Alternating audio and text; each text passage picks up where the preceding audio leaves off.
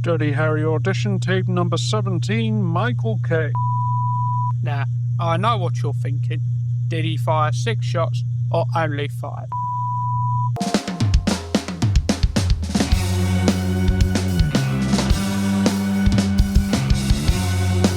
Hello and welcome to Bury Our Bones with Cinema, the podcast that lives, breathes and dies classic movies, not so classic movies and everything in between. Joining me once again is the teller to my pen Gillette, the wonderful Mr. Simon Keet. In today's episode, we go on a cat and mouse chase across San Francisco with 1971's Dirty Harry and 1973's Magnum Force. So join us as we chase a limping killer through an abandoned football stadium, frustrate the district attorney, and finally ask the only question that really matters. Do you feel lucky? Well, do ya, punk? This podcast contains spoilers.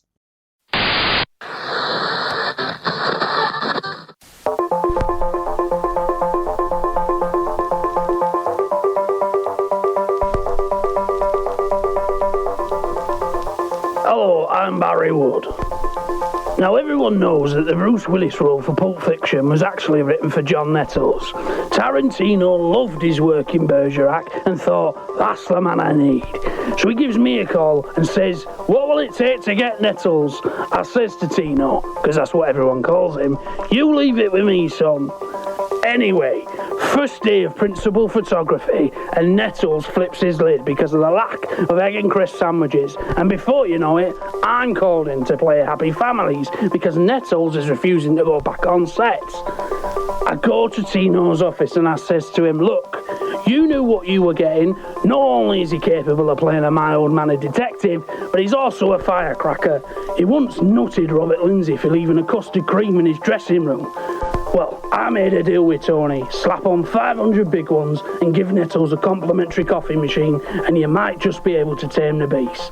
But it was to no avail. In John Nettles' words, Quentin couldn't direct an amateur production of Blood Brothers. The relationship was unrepairable. It's a shame. The Nettles-Tarantino combo could have been something we're still talking about today. There could have been Scorsese and De Niro, Winner and Bronson. It could have been big. It could have been bigger than Taggart. So I probably think the best way to start the episode is to do a little bit of confession time, because this episode, as many people will be able to pick up on, is a double episode really on Dirty Harry and Magnum Force. And the only reason for that is because I deleted our Dirty Harry episode when I was editing it. So that's on me. So we thought we'd do a double episode so that, because you can never capture that same lightning in a bottle. But if we have a bit of Magnum Force in here as well, then hopefully it'll be a bit different and a bit more interesting than just us trying to remember what we said last time, basically. Yeah, it was probably the best chat we've ever had, I would say. It was. I mean, that is the frustration, is that it was a really, really good episode. It had some good, interesting conversation, and now we're going to do definitely a worse episode as a result. So, I loved Dirty Harry, Ryan, so I was really disappointed that you...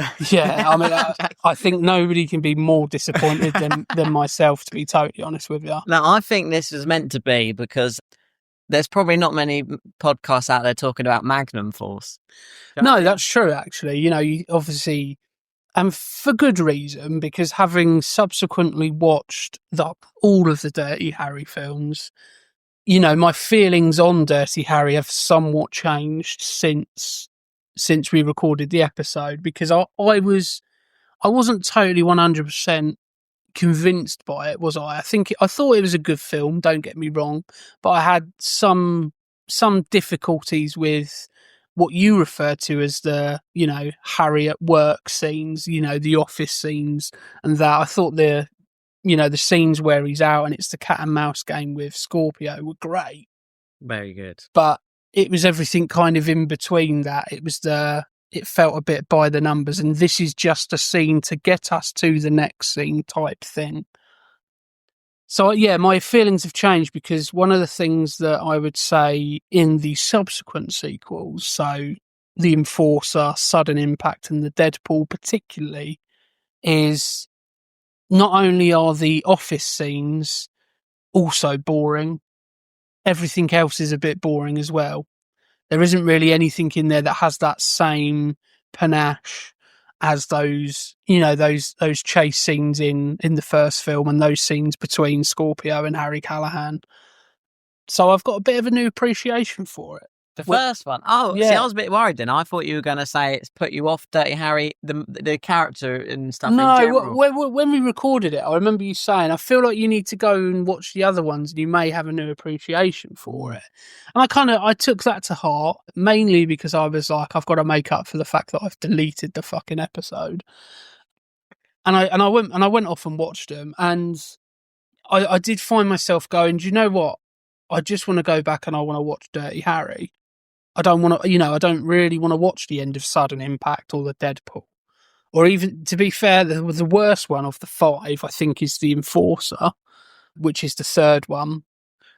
I've not seen that. I mean, I had them when I was younger, and I think I saw Dirty Harry, Magnum Force. I've recently rewatched Magnum Force as well. And maybe I got stuck at The Enforcer. I remember having a VHS or something of Sudden Impact and there being a famous actress on it. I think my mum got them for me or something because she's like, you like those? And then I remember her one day saying, oh, you haven't watched those ones. and then I just never, I couldn't really ever be bothered to put them on. I might have done since, but but tell me, Ryan, as someone that's been deep in Dirty Harry, what's wrong with the Enforcer? So I think the Enforcer is a bit of a turning point for the franchise, really, because obviously the first one is 1971, the second one is 1973, so a couple of years later, and the Enforcer is 1976, so it's still firmly in the 70s, but there was a big gap between the Enforcer and Sudden Impact. So the Sudden Impact was 1983, about 7-year difference between the third and the fourth film. And I think the reason for that is because the Enforcer felt really dated. Like, we were just having a conversation about The Lady Killers just a minute ago, and you said it must have been, the original must have been a great film because you watched that in 2025 and it didn't feel like it was made in the 50s. The Enforcer feels every bit like it was made in 1976. So where it kind of differs from the others is that, Harry gets a new partner. Well, actually, Harry basically gets a bit of a telling off and is demoted to the training area of the San Francisco police. And he's basically, interviewing recruits with a panel. And the mayor is wanting more of a female push on the San Francisco police force. And one of the candidates walks in, and immediately it's very misogynistic, and it's like, what can a woman do? A woman on the police force, it's not going to be right. And those aren't the words that are used, but it's the rhetoric, and throughout the whole film, it's very much Harry pretty much looking at this female recruit as if she's a bit of a nuisance and she's a bit too emotional, not really. And she has to kind of prove herself. And eventually she does. And but it felt very, very dated, even going to the thing of, you've got Dirty Harry walking around in a, quite a nice looking sort of stylish kind of suit and, well, not suit, but a jacket and shirt combination.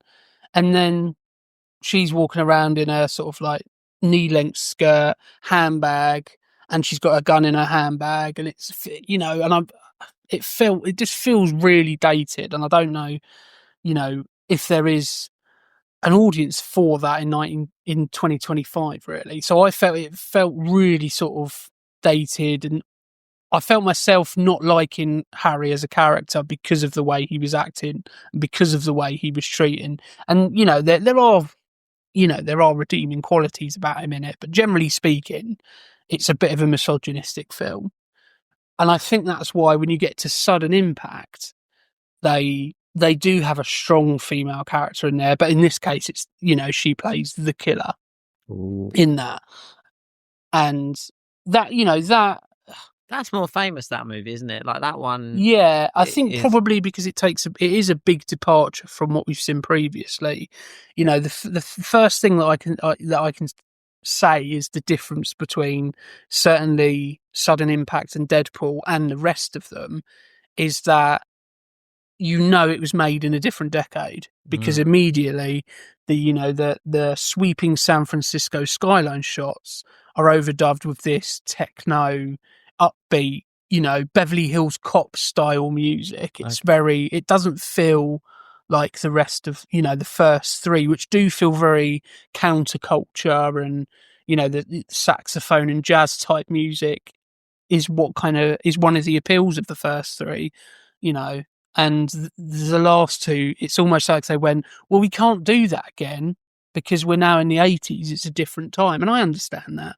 But you then realise how much it was a part of Dirty Harry as a character. That music, It made sense. Dirty Harry makes sense in the 70s more as a. Yeah, he makes sense. The character in Sudden Impact and the Deadpool definitely makes sense. Okay.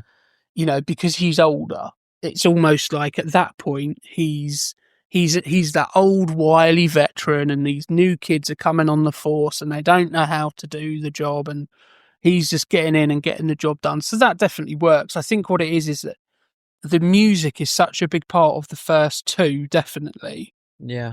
Without it really being something that a lot of people would mention, other than if you're going to do a podcast on it, it'll probably be that thing when somebody goes, "Oh, the music in Dirty Harry's great." Somebody would go, "Oh yeah, you're right. I never really noticed it before," because it gels so well with what you're watching on screen. And to bring it back to Magnum Force and Dirty Harry, I think it's interesting because one of the the things that we kind of said about the first film when we recorded it last time is that I said that all the cinematography and the action scenes and the scenes out on the streets were the most interesting, and the scenes in the office is where it all falls down, and it's, as you said, Harry doing his job, Harry going to work. And I think this is where Magnum Force comes into its own a little bit, because whilst the same can still kind of be said, the interesting parts are the bits out on San Francisco and when they're out doing the job. But those scenes where they're in the offices and there is a bit more of a whip cracker in the head of police kind of role, those have developed that a bit more. And obviously in Magnum Force, we kind of understand why towards the end of the film. Bit of a conspiracy going on. It's a bit of a conspiracy, so that's why he's, you can't do the job like that, Harry. That's kind of why it is. But I think those scenes where there is that conflict is a lot more visible, and it doesn't feel as throwaway as the first film. Great. I still think the first film is the best of the bunch. It has the best mix, but I think if you were to take the office scenes and the scenes where it's the bureaucracy of Dirty Harry's world, if you would take those scenes and put that in Dirty Harry, I think I would immediately be going, this is a much, much better film. Yeah, I think you're right in that they're actually a good. The other ones aside, and I can't really comment on them because I can't remember watching any of them really, but these two do work well back to back. And like when I recently rewatched these, because I love Dirty Harry, I watched this one like a couple of days after. I wasn't really disappointed, like it's just more of it. But there feels like with the original, there's like a real electricity to it. There's some. The first one's got all like the really big, the more big, the bigger set pieces. They just, for whatever reason, they're just more memorable. And I think for me, it's just having one core villain who's just, who's just a psychopath, basically. It is Scorpio is just really strong because the movie is just Dirty Harry versus Scorpio, really, isn't it? And it really feels like. And I think that's why I let some of the other stuff when he's in the office. It's a bit, there's nothing really happens when he's in the office, and no one's really busting his ass like he would in other cop movies quite as hard. And I let it go, I think, because those two, they're really iconic. Like how, there's one bit where like Scorpio's on the bus right at the end, and he's like, it feels like it almost all builds up to that moment. You didn't know it was coming, and Dirty Harry is standing on like a train bridge, and he just looks so cool. And it's like these two are, going to have it out. It feels very Michael Bay-esque, doesn't it? In that kind of that 90s Jerry Bruckheimer action movies where you get a character reveal and there's a big scorching like guitar over the top. It feels like that, but without any of the cheesiness. Yeah, it feels cool. It is cool, and it's not manufactured in any way. No, he's just waiting for him, just on a brick. Yeah, and I feel like Magnum Force is good because it has a lot of other elements. You maybe see a bit more of Harry in his day-to-day life or what he's like, but you still don't get very much from him. But because because they're fighting a sort of maybe an unknown evil, like a sort of, they're fighting, but the storyline is that there's a group of cops that have become in-house vigilantes basically, and they're taking they're taking the law into their own hands, aren't they? Yeah, they're cleaning up the streets of San Francisco their way, and they're really well trained and stuff. And I like those, but it's very clear from the beginning, I think, that it's them. Yeah, what do you think about? Yeah, I mean, much like the first film, actually, it's not a whodunit, is it? Yeah. We know. I was about to say a Del Boy quote there. We know who done it. The Rhino done it. There will be people who will find that funny who get it, and people will be like, "What's he going on about a rhino for?" But yeah, it's not a whodunit. That's very clear from the outset in Dirty Harry and Magnum Force. So well, not so much in Magnum Force because there is still the mystery of which cop is it, and it's only sort of mid film that you realise, it's not just one cop; it's a number of them. Yeah. And I feel like that's probably the biggest difference between the two, is that in Dirty Harry you have that single villain, that single focal enemy, whereas in Magnum Force it's almost a case of they went, well, we only had one villain, let's have every villain in Magnum Force. And watching them back to back, you can see the links, and you can see you can see that they are very much part of the same film, or part of the same universe. They don't feel detached from each other. It is very much a sequel, albeit a completely new story. You've got in both, you've got scenes where he goes to get some food and he ends up having to do his job because in Dirty Harry there's a bank robbery. In Magnum Force there's a terrorist plot on an aeroplane because he goes to the airport where he finds the best burgers, So you have, and to be fair, you have that in all five. There is a scene where he goes to a cafe or a hot dog joint or a burger joint, and he ends up having to do his job because there's a robbery or something going on. And it's almost like that's when that became a trope. That, I think in the first two, it was almost Harry seems to attract this kind of attention, everywhere Harry goes, chaos ensues. It's that kind of, that kind of feeling. What I mean, one thing I really like about these movies in general, which like say, that you don't get in Die Hard as much or something like that, is like I'm thinking of Die Hard 1. I'm trying to think of Die Hard 2 but no, I think it's the same in both of those. But in these movies, you get to see side quests. Do you know what I mean? There's like, that's a really good way of putting it, actually. I really appreciate those. In fact, the Dirty Harry, some of the bits that I forget, like in Dirty Harry 1, he talks that guy down from the roof.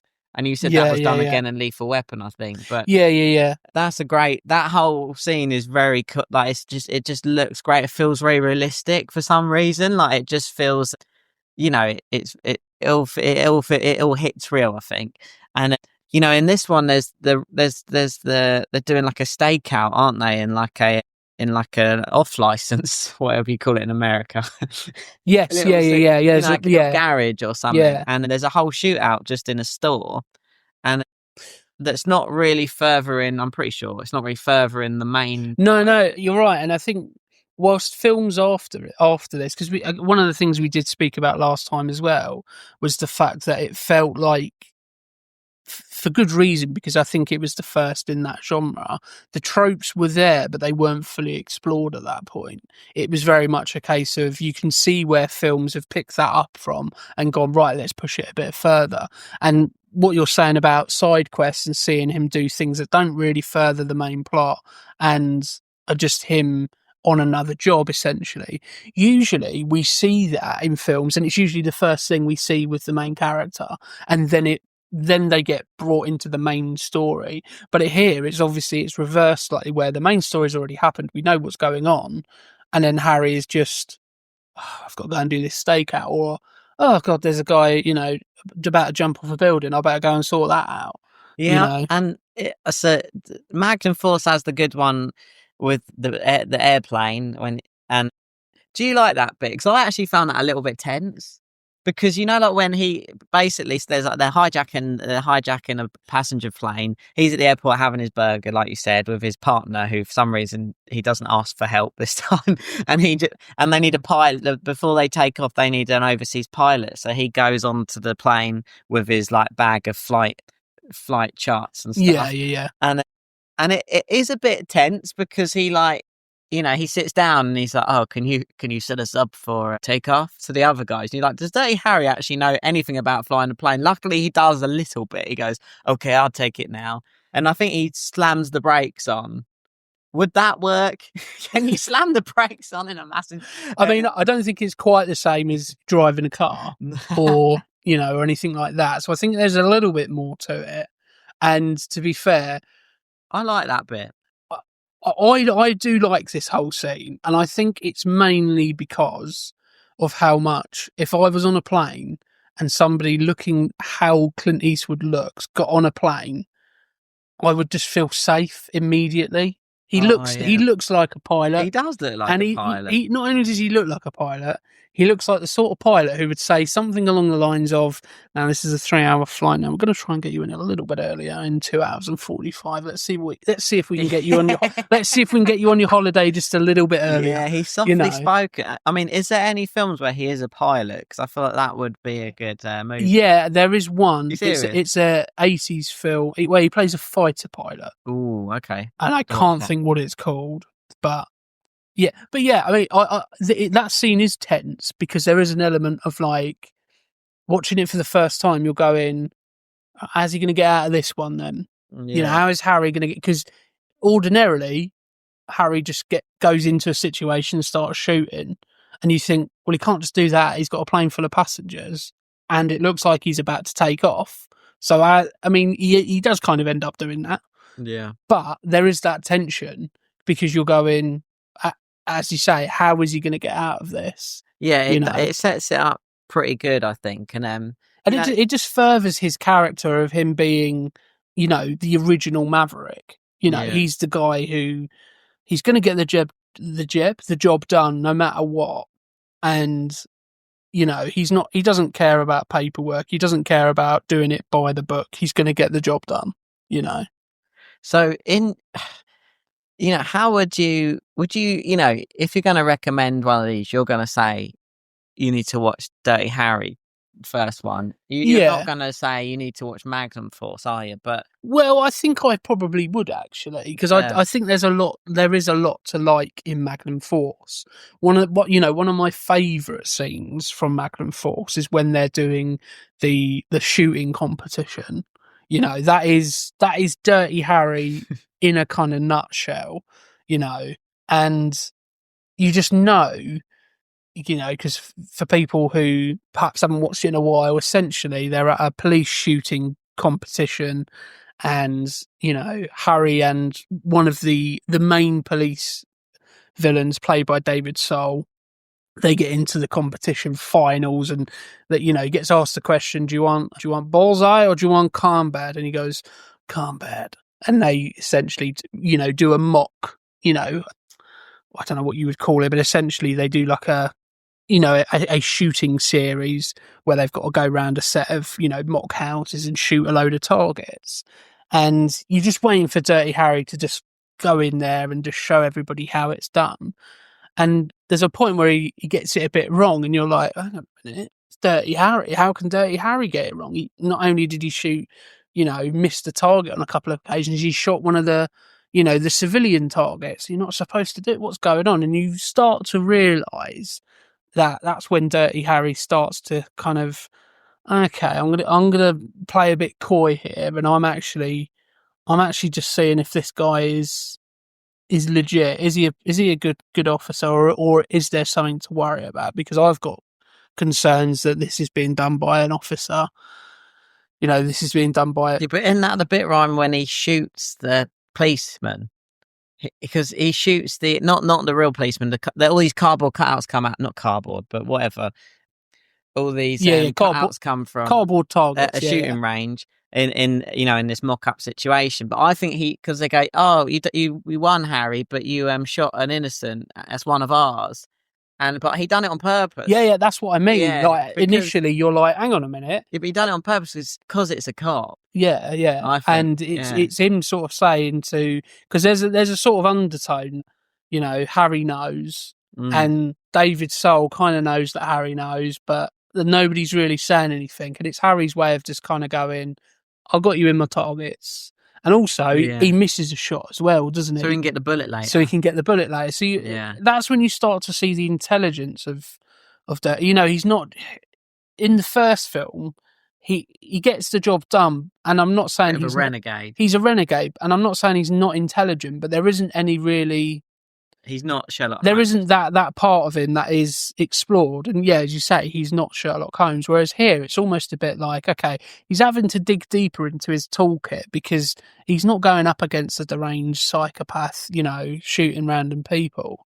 He's going up against one of his own, people who have had the same training, who work on the same streets that he does. And he's having to sort of, dig a bit deeper and go, okay, I'm going to have to be on the top of my game here in order to.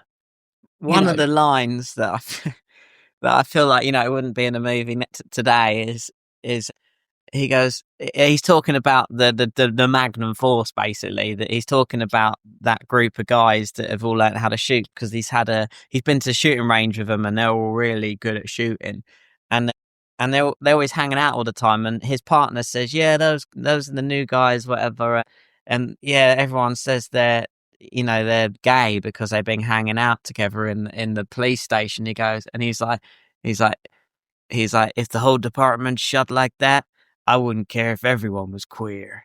And it's like, I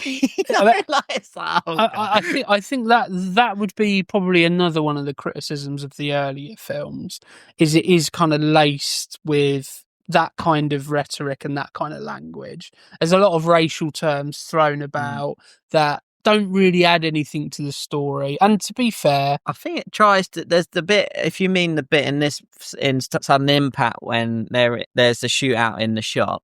I think they're trying to show that the police, if you're a black police officer, you do face racism by people. Oh yeah. But then they cut after that scene to like a black pimp.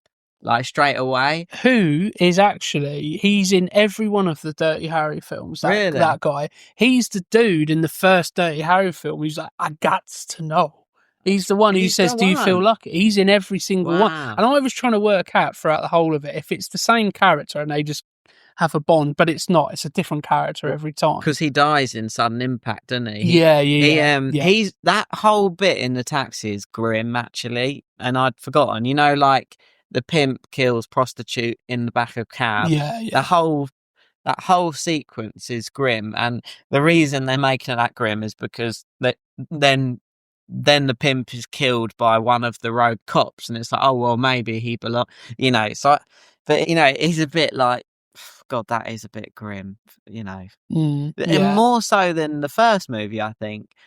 In general, the first film, Harry, is dark, isn't it? And it has a lot of more night. I think it has more nighttime scenes maybe as well. So it feels like just darker anyway. But I think that's a real good sort of like contrast that it has. And I think the reason why, obviously, in the first one, it's painting the picture that not necessarily San Francisco is unsafe, but I think one of the things that it was heavily influenced by was the Zodiac Killer, and I think part of the culture at the time in America was a lot of fear because nobody ever found out who was the Zodiac Killer definitively.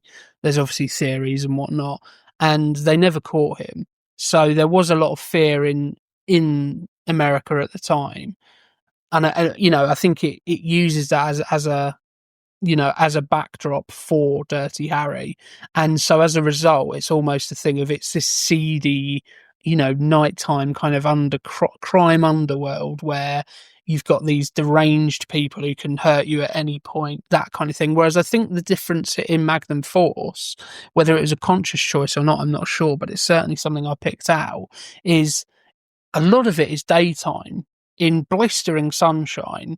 And I think part of the reason for that is because it's showing that it's because the people committing these crimes are police officers. It's almost the thing that goes back to like a very like childlike thing of when you were a kid, when you went to bed at night, the dark was the thing you were scared of. And as soon as nighttime was over and the sun came up, everything was all fine. And I think this is trying to say, you're not really safe from people who want to do bad things. I don't think that's an active message, but I think it's certainly something I picked up on. And I think Magnum Force should have a lot of credit for trying not to be just Dirty Harry 2. And not just ramping up the craziness of the villain. Yeah, because a lot of movies just ramp up the villain. Yeah, it would have been very, very easy to have Scorpio Part 2. And when I say that, I don't mean Scorpio, the same character, but essentially another deranged killer who is, even crazier than Scorpio. Yeah. If it was going to be a trailer, it would be, this time it's personal, that type of thing. And, that. But I think, as I say, a lot of credit should be levelled at Magnum Force because it does try and do something a bit different. It doesn't just go, well, that worked last time, let's do that again. It does try and do something a bit different. It doesn't achieve that 100%, but it tries something a bit different. And in some ways, as I say, the office scenes and the bureaucracy and the kind of the relationship that Dirty Harry has with his superiors, I think is far better in Magnum Force than it is in Dirty Harry. Unfortunately, it's those other kind of scenes that aren't quite as good. They're still good, don't get me wrong. I don't think there's a point in Magnum Force where I'm like, this is rubbish. But it's just not quite as... It doesn't stick with you quite the same, does it, for some reason? Like, the Dirty Harry one's got that amazing, like...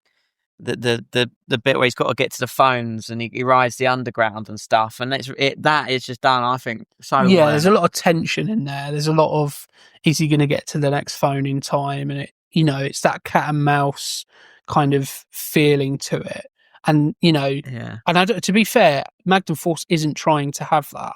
No, I think this is more a question of, perhaps it's asking the question of Dirty Harry, questioning, is he in the right line of work? And in some respects, this does have more car stuff, such Magnum Force. It certainly tries to ramp up a lot of the, because I know that one of the reasons why Dirty Harry didn't have, there was supposed to be a big car chase in Dirty Harry across San Francisco, but the reason it didn't is because they didn't want to draw comparisons with the film Bullet, which is also set in San Francisco and has a very famous car chase with Steve McQueen. So I can understand that. And actually, Magnum Force is a script that was penned by the guy who was hired to write the script of Dirty Harry. And basically, the director, Don Siegel, didn't quite like the script enough for the first Dirty Harry, and so they adapted it, and then they came back to it to do Magnum Force. So essentially, Magnum Force is closer to what Dirty Harry was going to be. I see. Before they went the direction they went with. So there are some women in his life as well in Magnum Force. There's the wife of a cop who's losing his mind a bit. And there's some questions there. She said he shouldn't be going around with a gun, like he's mentally ill. Like he was... She has Dirty Harry around for dinner and they have a chat, and he's like, well, how's your husband been? And he said, when he came round the other night, he was playing Russian roulette at the table, and they had to take him away. And it's like, how grim is that? And then these films do, I think, and maybe the later ones do as well. They do try and deal. Maybe they kind of just mention. They don't really go deep into certain stuff, but they kind of. It doesn't exist in a world where there's just heroes and villains, does there? There's police officers with mental illnesses that shouldn't have guns.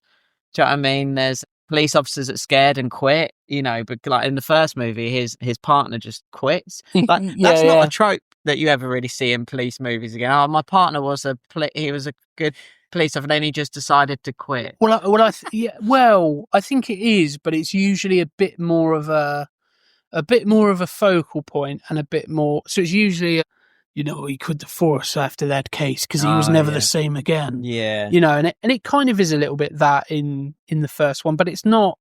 It's kind of, you kind of take it at face value. It's almost just like, oh yeah, it's almost a little bit like, oh, maybe this isn't for me. I'll go and do. I think he goes and becomes a teacher, doesn't he? Yeah, it does feel like that. Yeah. It's not for me. This. Yeah. Of course it's not. You're like going around with this guy gets involved in the most craziest cases ever. Yeah, and I think it's also, there's obviously the insinuation that I'm not fit to be your partner. Yeah. You're a bit reckless, and I can't keep up with you in that regard.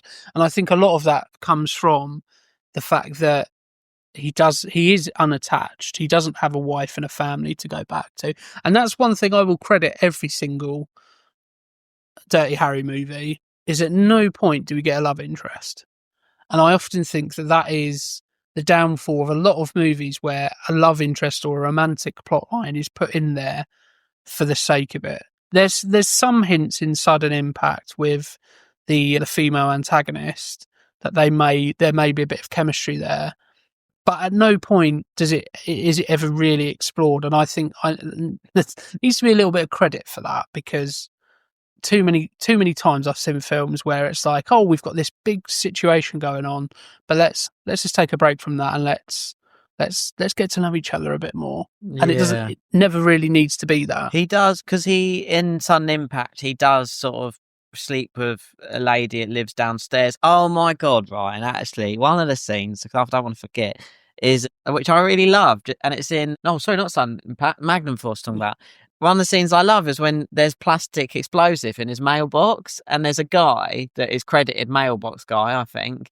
And it's like, I think it might be my favourite scene from it, because he's trying to disable this, he's like, you can't touch my mailbox. I'm going to, do you live here, sir? Yeah. I do like that scene as well, because I think that is so accurate. Like, you would absolutely get an absolute job's worth coming along and being like, actually, have you got permission to do that? And it's like, I'm actually just trying to save everybody at the moment because there's a bomb here. It's like, well, actually, I think you need to get written permission from the owner. It's when at the end he goes, it's a plastic explosive. Do you want to hold it? And it's like, and then he just goes, oh, yeah, and it walks off. Because Clint Eastwood does everything so casually, doesn't it? Like, want to hold it. I don't quite know what it is about Clint Eastwood's brilliance. And sometimes, with a lot of great actors, I don't know anything about acting, but I know the ones I like, and I love Clint Eastwood, but sometimes you question, I always have this thing of like, I question if they're even good. Like, and I know they're good, but it's just like the way they deliver certain things isn't necessarily how you would imagine anyone else would deliver. Well, it's just Clint Eastwood saying it. I think that's one of the things with Clint Eastwood is, and it sounds a bit like a cliche and a bit of a soundbite, but there is only one Clint Eastwood. There isn't really anybody else. I suppose Paul Newman a little bit is similar, but they're still very different. And I think it's that thing of, if you're going to have Clint Eastwood in a movie, you're going to want him to do Clint Eastwood.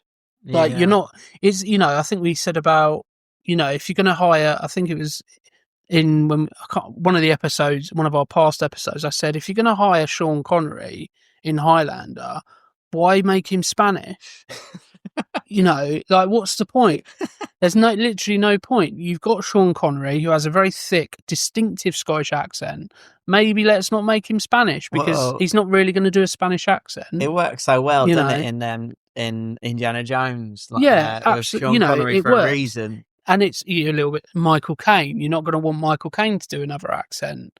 And I think that's the thing. It's knowing, I think a certain amount of onus is on the actor to know, here's what I'm good at, here's what I do, and I'm not really going to deviate from that. Jason Statham, for as an example, people will criticize Jason Statham, but he's very good at what he does. He doesn't really deviate from that, and I think it's the case of when you've got Clint Eastwood, we don't really want to see a Clint Eastwood who, is putting on an interesting acting performance. You just want Clint Eastwood to be Clint Eastwood.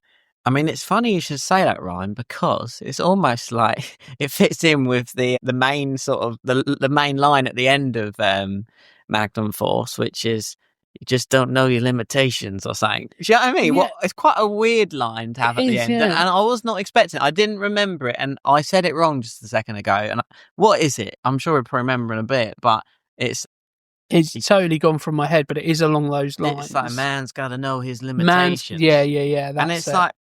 And I think Clint Eastwood is a guy who knows his limitations, to be fair. Yeah, for sure. And why do you think, like, throughout that whole movie, that's the last line of the film, and then he does his classic, the Dirty Harry moment, where he sort of walks off a bit, and the credits roll like for like 10 seconds later, or, why do you think he says that? That a lot of films don't often depict is, you've done this big heist or this big, action set piece, and pretty much every Dirty Harry film, as far as I'm aware, has him just walking back to where he needs to go, which I think it, in and itself is just a fairly mundane thing. But I quite like the idea of, like, now how am I going to get back now? Yeah, because especially in this one, the car's blown up.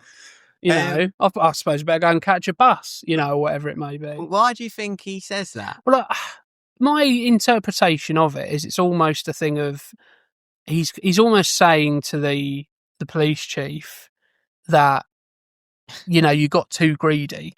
You had a level of power, and you were the police chief. You have the ability to change San Francisco and make it a better place, but you got too greedy. And you're doing it not by the book. You're doing it now, not necessarily because you want to make San Francisco a better place. You're doing it now because you can. And they ask him at one point, they confront him, don't they, the bikers, and they say, you're either for us or against us. And I don't know if they're asking him to join him, but they give him a choice, I think. And he goes, I'm afraid you judged me wrong. Well, I think they are giving him a choice. Join them, maybe. Because is there a line? I might be imagining it, or it may be something that I thought would be a line. But it's almost, I think they say, what a guy to have on your side, or something like that. Oh, okay. They are asking him. So I think, I think they probably ask him knowing what the answer will be. Okay. So I don't think it's a genuine offer, but I think they're asking that kind of question. You appear to judge me. You judge me wrong. Yeah, I mean, there's actually, it just, because at the end, just before the guy rides off into the pond or whatever, and into the sea, and he wins. There's a bit where it's the police chief, isn't it? Like, he's underneath the conspiracy and all that. He's behind it all. But there's a bit where he has plastic explosive in his car. But there does quite a long scene of him just reversing. And I was like, you actually, like, it's a bit of an awkward moment, but you actually just feel a bit bad for him, because he's in like a really beaten up car, and he's like, it's my word against yours, Harry. And then I'm going to believe you, because of all the stuff you do. And then it shows him like literally backing, I'm turning around as I'm saying to Ryan, but it's, he's backing up and like checking his like back window, reversing a bit. The only, like 5 seconds, and then it explodes. The only way it could be worse is if it was beep, yeah, beep, beep. Yeah, I think it's trying to build a little bit of tension because we know that the bomb's in, and we don't necessarily know when it's going to go off. It could have led into funny there, couldn't it? I mean, this movie doesn't really ever lean into funny, does it? Apart from I guess it does in a way. Well, I think it does in the way that Harry sort of every now and again has a line a little bit, you know.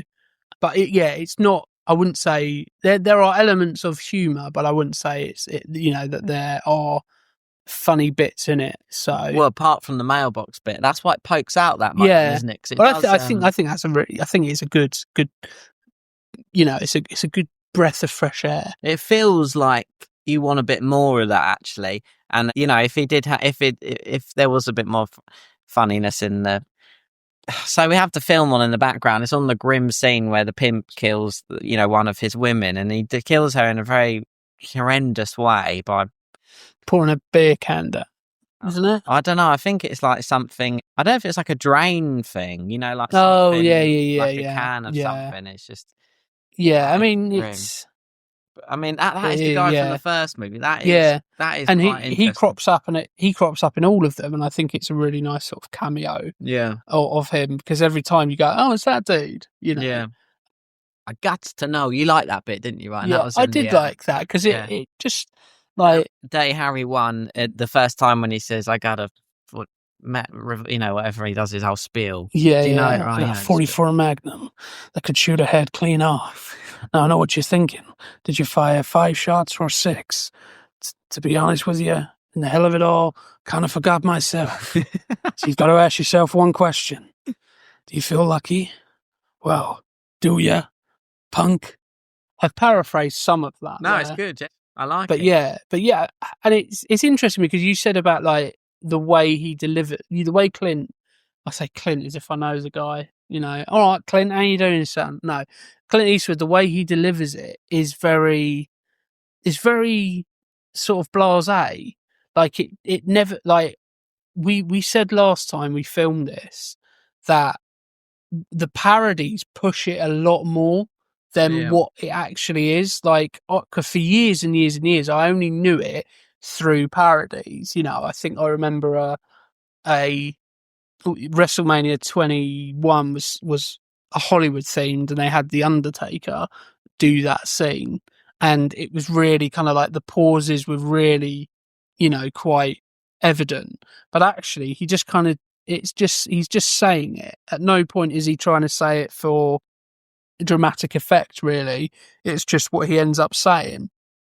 And I think it's a really understated. I think he's a really understated character, Harry, where it's just, you get those lines every now and again where it's like you think it would be he's going to say this, to have a bit more of a punch, a bit more of a laugh. Like there's a line in the first one where he's saying about capturing a sexual deviant. And the mayor asks him as well, how do you know he was a sexual deviant? He says, well, if you're chasing a broad around the night time with a knife and a hard on, I don't think he's collecting for the Red Cross. I think the way he delivers that, you would think there'd be a bit more of a hey, that's a comedy genius kind of thing there. But it isn't that. He just says it because it's almost like he's saying, you're questioning me. Like I'm a police, I'm an experienced police officer. I know what I'm doing. My judgment is pretty sound. And he has a way of delivering the lines where it just you never question. Well, I know you were saying you kind of question whether or not you would say that, but you never question that he would say that. Yeah, it's always like, well, of course Harry's going to say something like that because it's Harry. But what he is saying is often like, well, I wouldn't necessarily say that there. I think it's a great character because the films give you a bit of it. And you actually want more of him, but you don't get it in the films. You never really do. It never really. I think that's a good thing in a way because it sort of, you can imagine it leaves a bit to the imagination of like what there's something. I think I'm a bit biased as well because I watched these films as really quite young, and I just remember just thinking it was the coolest. Like I'd want like a toy gun that was that big. Do you know what I mean? Like like a Magnum or something. And when you're young and you're playing video games, you're choosing the Magnum when everyone else is using the machine gun in like a Call of Duty, because usually you're going to choose the biggest gun, Yeah. or the coolest looking gun, aren't you? Yeah, and it's like, they do give you one great thing about these films, and the both of them, can't speak on the other three, but these two, is that they really do.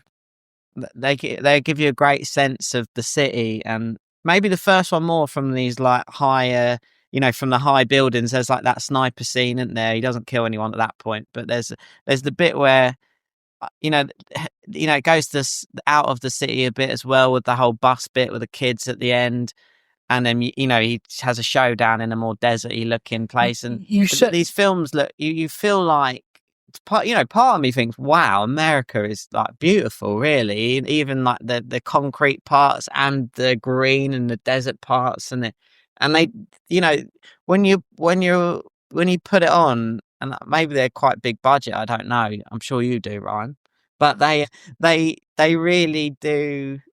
It's like watching season 1 of True Detective, and like how cool it all looks. I think that's a great thing. You do see like a warts and all kind of approach to San Francisco as a place. Like you do see those, those really sort of epic high-rise skylines, and then you do see those horrible dark back alleys, and then you see that great, windy, winding countryside roads. You see all corners of it, really, and it does a great job of building San Francisco as a place. Obviously, if you're American, you probably resonate a lot more with San Francisco, but from international viewers, so for us, I'm looking at it as you were kind of going, so wow, like what a cool place to be. Yeah, it feels very unique in its approach. And you mentioned about budget, so I'll just go through the budgets very, very quickly. So Dirty Harry was made on a $4 million budget, so quite a low budget film. Maybe not, well, it is by today's standards, but not necessarily in 1971. And it made just under $36 million back at the box office in US and Canada and worldwide. And then Magnum Force had a big uptake in the budget. So Magnum Force had a $39 million budget. Wait, compared to sorry, had a $39 million gross, so not a budget. So I will take all of that back. Okay. So yeah, Dirty Harry's made on a budget of $4 million and made about $35 million back, and then Magnum Force made about $39 million at the box office. So similar sort of take-ins at the box office. There was an increase, but not a massive increase from. And interestingly, they both came out around about the same time in December, just around Christmas time, in December 71 and 73. So it doesn't feel like a Christmassy type of movie, actually. No, not at all. Not at all. But obviously, it was, I think, certainly by Magnum Force, people were like, oh, I need another Dirty Harry film. Yeah. Dirty Harry, maybe not so much people going, oh, you know what, I want to see that, but they still flock to see it. So, I mean, if you went to the cinema to see this one, Ryan, after you'd seen the first one, and I'm pretty sure at that time, I love Dirty Harry 1. I feel like if you saw it in the cinema, even now, you'd be pretty happy. But if you were in, the 70s and you went and you were excited to see the sequel, I think how it's presented, what I really like about the second one, actually, and I know it's only a small thing, really, but the opening of the film, he does the lines, he does the bit you want about his gun, and it has like a red background just with like his like, just with the Magnum, yeah. Magnum there, and I really find that cool. Like that sort of does that because they can't put that in the movie without making it cheesy. But it just, for me, it's like, wow, I could watch about 10 of these movies. Well, I think it's a very shrewd thing, because instantly you get exactly what you want, especially at the time where, I don't think at that time you had, certainly not widely circulated, you had VHSs, or, you could go and buy the film. And it certainly wouldn't have been on the telly for a long, long time. So, 2 years after Dirty Harry, people would have been like, oh, yes, yes, there's another film. Let's go and watch that in the cinema. And actually, that opening sequence where it is just that music, which is very not Good. necessarily synonymous with Dirty Harry, and yeah, it is very good, but it's what you want.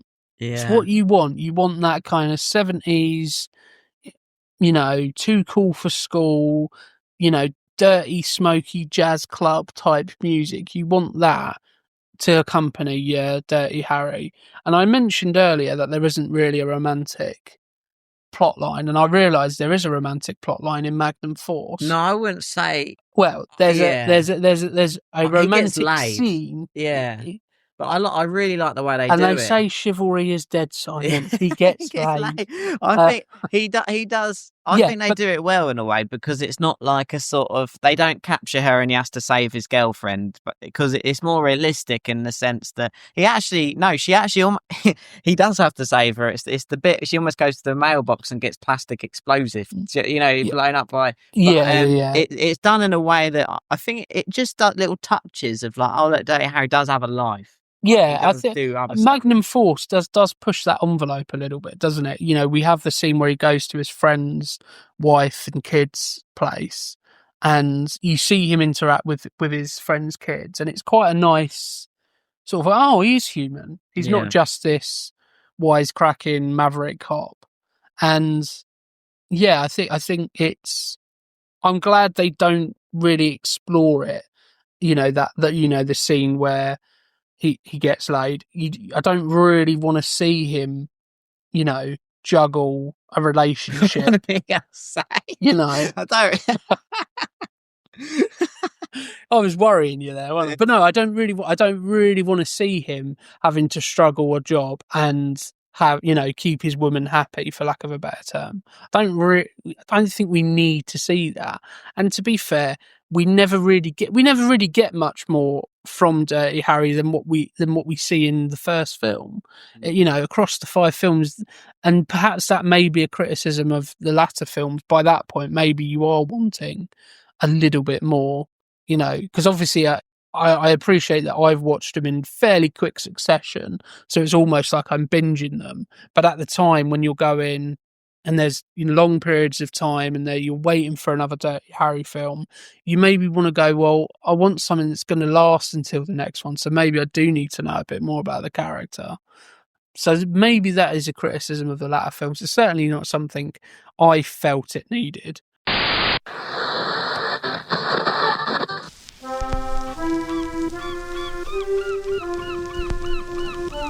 Quint's bait and tackle shop for all your fishing needs. Next time you're in Martha's Vineyard, check out Quint's bait and tackle shop. We stock a wide range of fishing gear, including rods and reels and bait, and also dynamite. Next time you're in Martha's Vineyards, don't forget to check out Quint's Bait and Tackle Shop. Also, booking now for Quint's offshore fishing. That's Quint's Bait and Tackle Shop, south of the pier, Martha's Vineyard.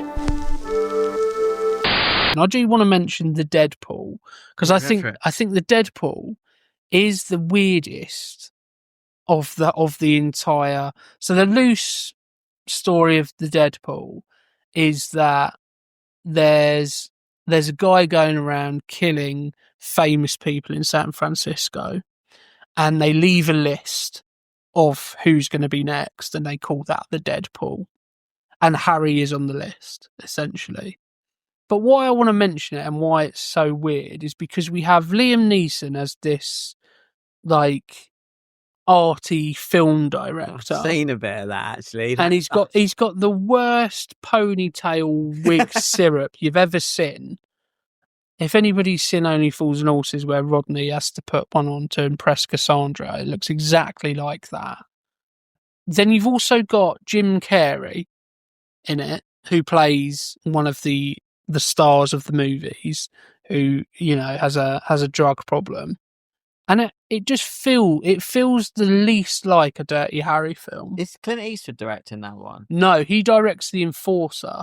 Okay. And I don't think it's him directing that makes it the worst film. No. I think it feels very much like I'd have to go and look it up, but it felt very much like it was, I'm thinking about going into directing. I've got this franchise, Dirty Harry, that I'm very comfortable with. Can I direct it and be put behind the camera to get a feel for it? It feels very much like that, like it's a bit of here's a training opportunity for you. And obviously, as we know, you know, Clint Eastwood has gone on to direct some fantastic films. You know, $1 Million Baby, for example, is a great film. So, but yeah, so I don't level any real blame at Clint Eastwood in the direction for why I think The Enforcer is the worst film. I think it's the script, and I think it's a sign of the times. I think it's the one that's aged the worst. Yeah, fair enough. But yeah, the Deadpool is very, very strange. It just feels like, and I to some extent, I think it works, and I haven't quite decided if I'm 100% convinced if it does or not. But it does feel like they've put Dirty Harry in a different film. Okay, that's it feels very much like it. If you put Eddie Murphy and Axel Foley in it, it works a lot better. If you put Mel Gibson as Murtaugh or Martin Riggs, sorry, it feels like a better film. He feels a bit out of place, and I think perhaps it's a conscious choice because he's so that's 88. So by that point, I think he's well in his 50s by that point, because I think he was about 40 in 71, because he's, what is he, 90 something now, I think 35 I think he was born. So wow. I mean, do you think, does the Deadpool, as a question, does it wrap the series up, or does it leave it open? No, not really. Harry? It's kind of just like a one and done type thing. It's not like it's not like a point where we get Harry retiring or anything like that. And I think that's what I mean. It just it's just there. I wouldn't say it's an enjoyable film to some extent, but it's not going to be the one that you go, oh yeah, let's go back and watch the Deadpool. I don't think it's going to be that. As I say, it feels very much like, and it's weird because they don't really push it that much, and I feel like if that was what they were going for, they would have pushed it a lot more. But it does kind of feel like Harry has kind of aged himself out of this world by that point. He's now the people he's working with are now doing it a certain way, and he's still doing it his old way. But they never really explore it to the point where you go, this is what they're trying to do here. Yeah, it's just kind of, and I don't know how much of that is because Clint Eastwood is the age he is in that film, where you automatically are going to get that anyway because he's nearly 60 by that point. So, I mean, the one I'll always keep being drawn back to is the obviously Dirty Harry 1, and it almost just feels like, for me, the Magnum Force is like a sort of dessert. It's like if the Dirty Harry 1's a main course, and it's a good thing in a way, because it's like not that many sequels are as it's out of, as far as movie sequels go, I'd say it's pretty good. It's a good addition. It doesn't tarnish anything. No. Sometimes we do get those sequels where you go, oh, why did they do this? That's just made the first one look a bit rubbish now. It doesn't do anything like that. Builds, in some respects, it builds on Dirty Harry, and in some respects does something a bit different, which again, as I said earlier, should be commended. Because I think the thing that I really, that we spoke about a lot with the other one, was how the streets are Harry's domain. The office work is what he has to do because it's part of the job, but where he really feels most comfortable is out on the streets. Getting crims. And I feel like Magnum Force is in a way kind of tests that slightly, because I feel like it's almost, it's not a criminal that he's going after in the traditional sense. It's not somebody who's just committing crime. These are guys who are supposed to believe in what I believe in.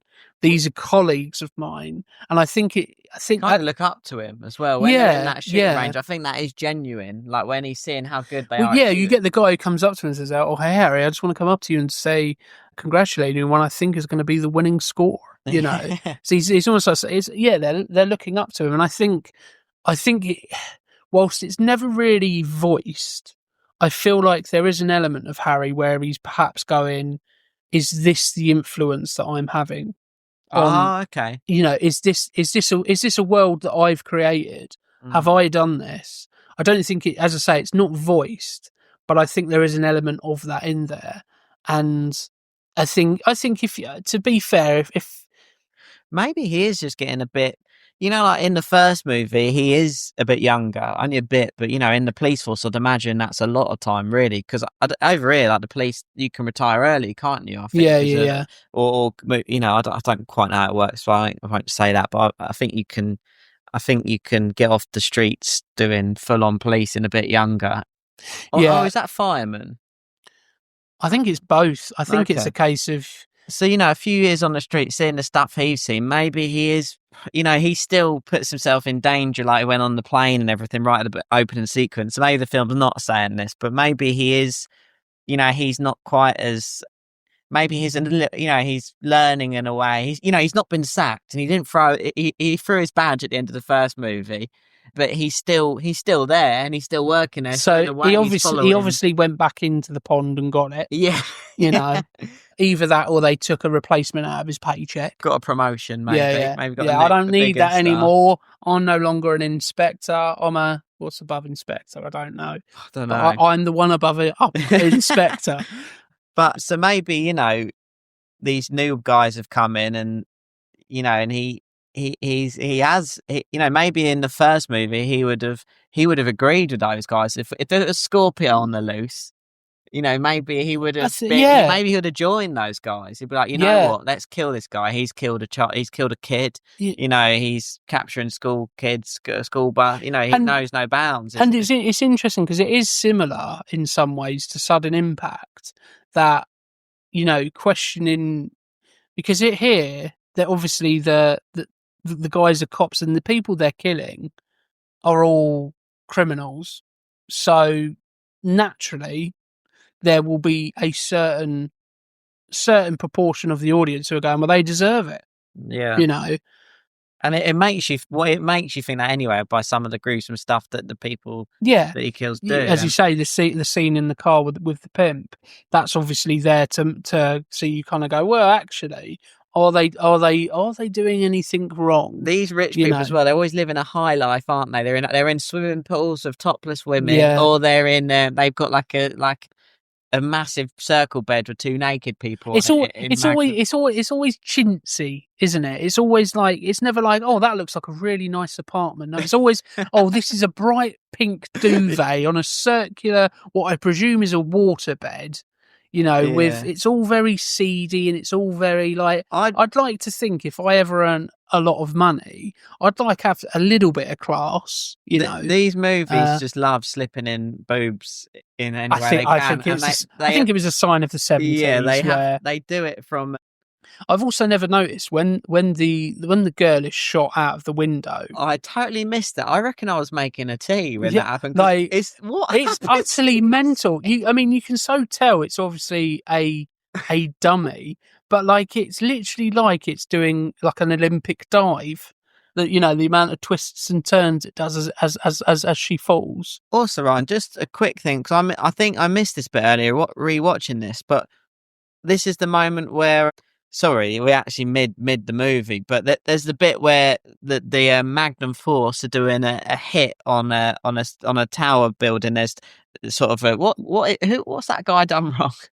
I don't really know. General gangster. I think he's having a bit of a freeway. He looks like the guy who's sort of embezzlement.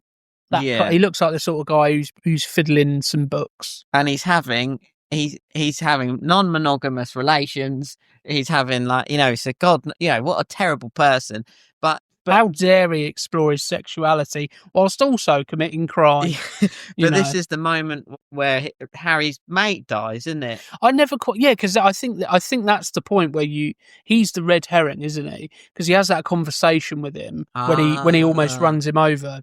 He's like, I'll never retire. I've, this I'm made for this kind of work, and it's all, And so you, for a lot of the film, you think he's the guy doing it all, because you never really see the person's face as such. It's usually just the helmet and the aviator sunglasses. Yeah, to be honest, I actually missed that on this rewatch. I forgot that there is a red herring, and that is good. And I probably did fall for that initially. I don't know. It's because initially I thought I just took it. Oh well, obviously he's going to be the guy then, isn't he? Well, not but even when there's that scene where the young guys are showing how good they are shooting, and the at that point I thought, oh okay, they're going to be the collateral damage. They're good shooters, but Harry's going to lose him because of his maverick ways. That's what I thought where it was going. So it surprised me in that regard. Going, oh, okay. Well, that's good. You've got David Soul. It's David's. I suppose there was an element where I was like, David Soul's going to have a bit more of a part because it's David Soul. But then there was also part of me going, but this is in 1976. Had he done Starsky and Hutch then? Okay. Was he David Soul of today, or not today, but of the height of his fame? So there was, it did surprise me. There is that kind of, the narrative isn't just it's not that predictable. Basically. It's not that predictable. No. What I feel like with these films is that Dirty Harry 1 is Dirty Harry 1. Like, it's this blockbuster. Like, there's the bit where he's shooting Scorpio on the football pitch and it zooms out and he's like, what do you call that when you do that, right? He's torturing him, but he's not really. He's just stepping on his leg or whatever. And he's going, and it like zooms out. I think Harry would call that his job. Yeah. Yeah. Dirty Harry 1 is its own thing. But when you stick on Magnum Force, it feels more like Sunday afternoon cop drama. And it's only, for me, as a general, like, just the things I like, I think I just like Clint Eastwood versus Psychopath more than Clint Eastwood versus Bent Cops. And that is all the cinematic and other stuff. The first movie just feels a bit more like it feels like someone's like drawn out the storyboards and they've just filmed it. It films really it feels a lot more art house than, I'm not saying it is an art house film, but there's a lot more of art to it than Magnum Force. The art right in that movie. Yeah, whereas Magnum Force feels more almost I guess more like, when we talk about The Wicker Man, like the whole movie is just quite matter of fact, like, until it gets a bit weird towards the end, but like it feels it just feels like Dirty Harry 1 is watching on a Saturday night with a friend and a beer. Saturday night at the pictures with your mates. Yeah, Sunday Magnum morning. Force is Sunday morning with your mum and dad. Yeah. And people are going to hear that and they're going to go, oh, that's a bit of a derogatory comment to make against it. But I think there is a place for that. Yeah, like, that doesn't mean it's a bad film. I think it is just a different film. Like, I feel like Dirty Harry was making a bit more of a social comment and a bit more of a social commentary, whereas I don't think Magnum Force is doing that. I think they understood, more of a cop drama. They understood that people just wanted to see Harry Callahan in a different setting with another case. They wanted to see Clint Eastwood do his stuff again. I feel like they understood that, and it is a good, good film, and it's well formed. But at no point is it, for example, when you mentioned that football stadium shot, that's really artsy and it's really technically is a really interesting shot to make that wouldn't necessarily always be in films of this kind of genre. Probably not until, I would say, Michael Bay in the mid to late 90s, where things got overly dramatic.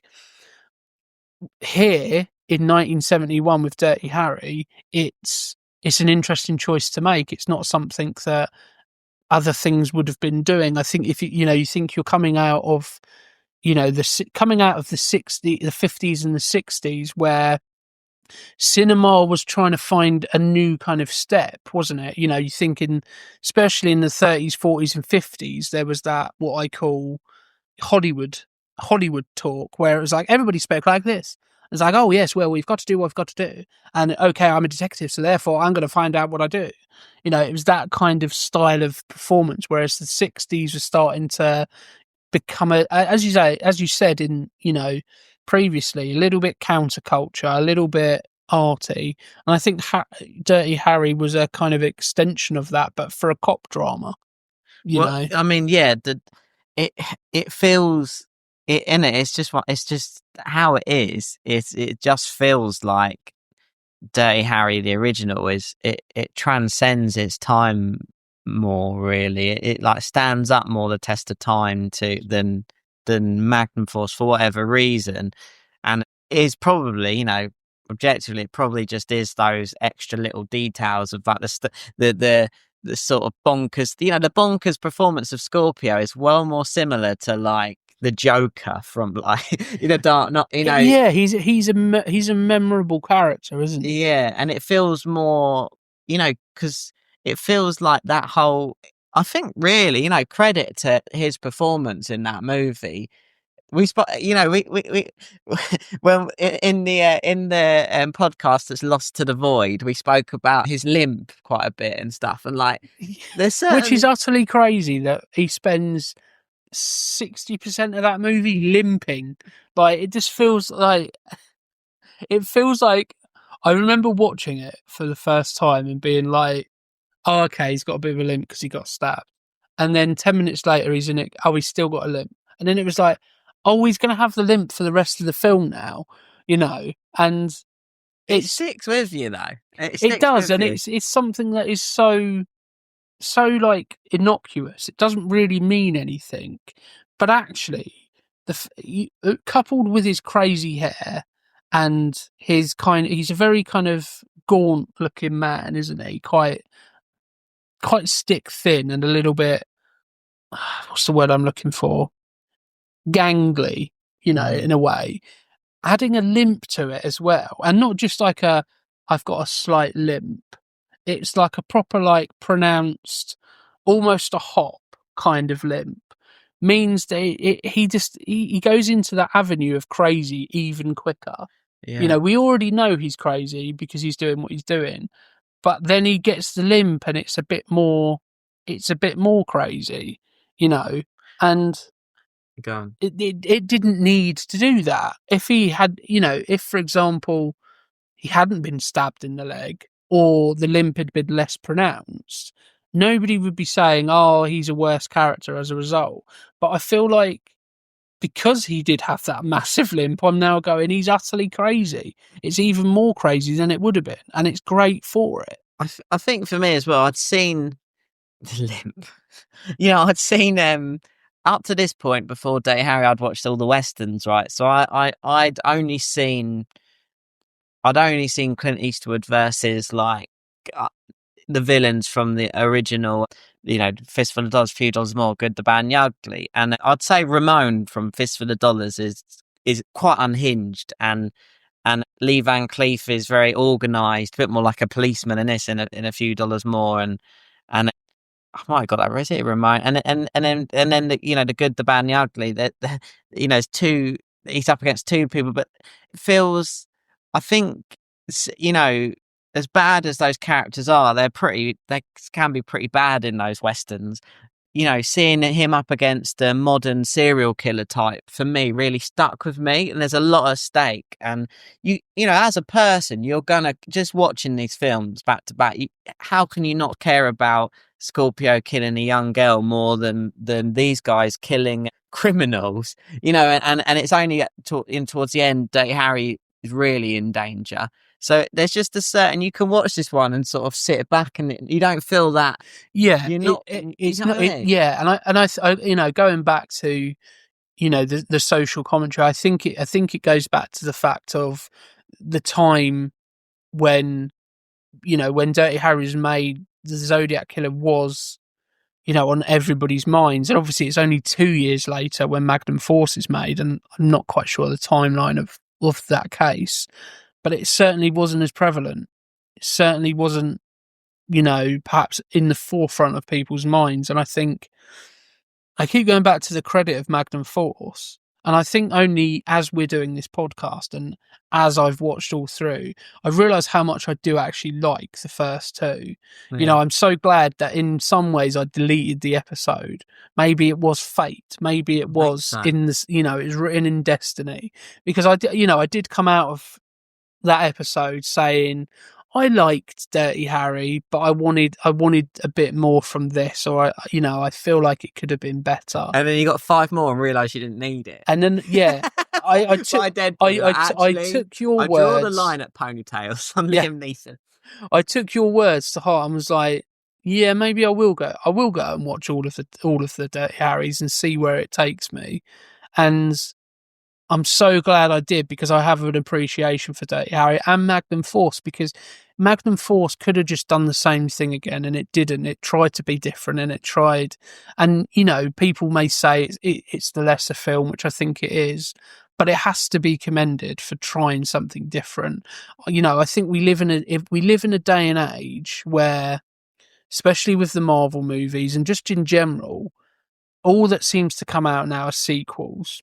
It's always a reboot, or it's something that we've seen before, and very rarely do they change, our expectations and do something different. It's usually the same stuff repackaged with a different skin, a bit like video games are. It's the same game as last year, but it's got different skins. It's that kind of thing. And that sounds fresh, Ryan. What have you bought recently? This is I've recently bought the WWE 2K game, and it's a very solid game, but it's the same game as last year, and I'm bitter about it. All right, but I think generally in cinema, I think certainly in the past year, I've kind of got a big appreciation. That's a good word. Appreciation for films that are a little bit different or are trying something new.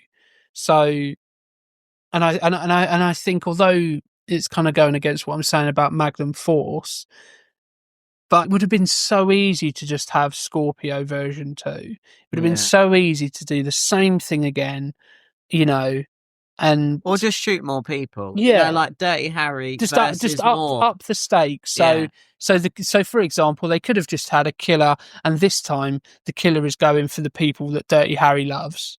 Yeah, So I thought this was close to that, and I was like, it doesn't do that, does it? It actually doesn't really. And if it had done that, okay, again, not at that time, but how many times have we seen that in a sequel? This time it's personal, because he's going after the main character's, love interest or his family or whatever it may be.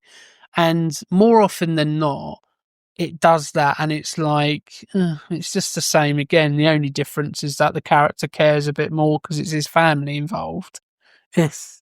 Whereas here, it is doing something very different. It is trying to tell a different story, and it didn't have to. It would have been so easy, because it's the first sequel. You pretty much, if people love the first film and you're going to do a sequel, you're pretty much guaranteed to make money. So it would have been easy to just go, well, we can do anything. Let's just repackage it.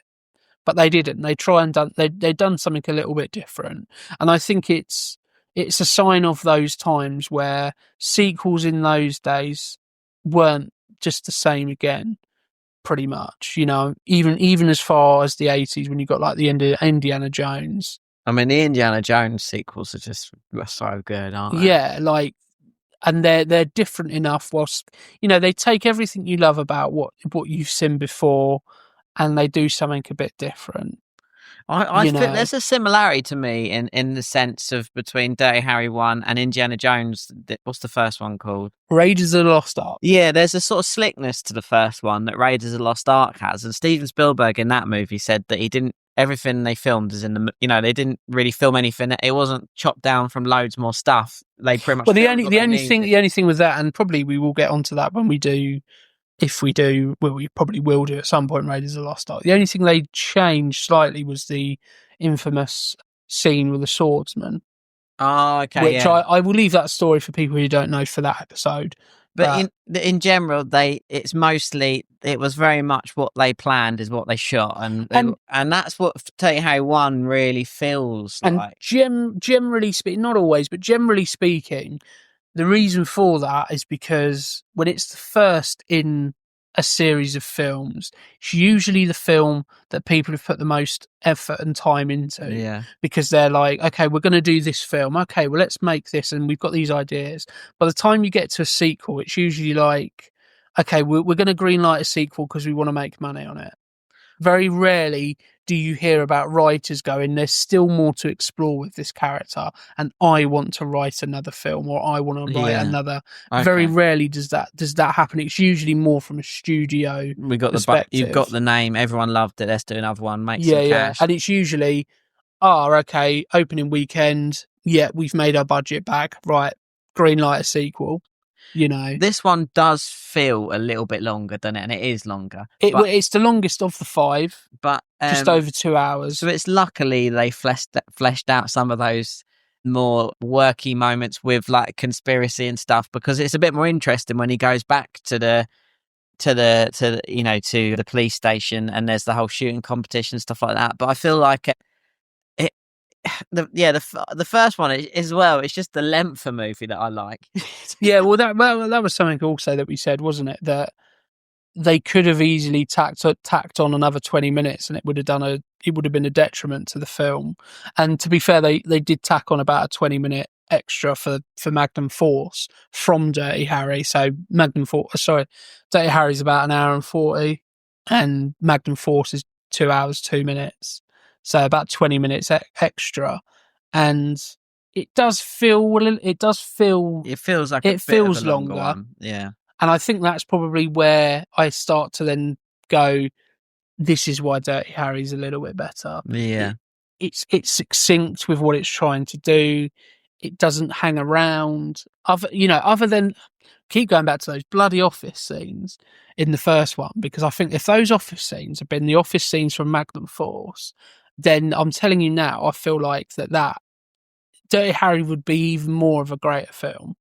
Because that's the only thing, wasn't it, that we were really saying, both of us kind of agreed on.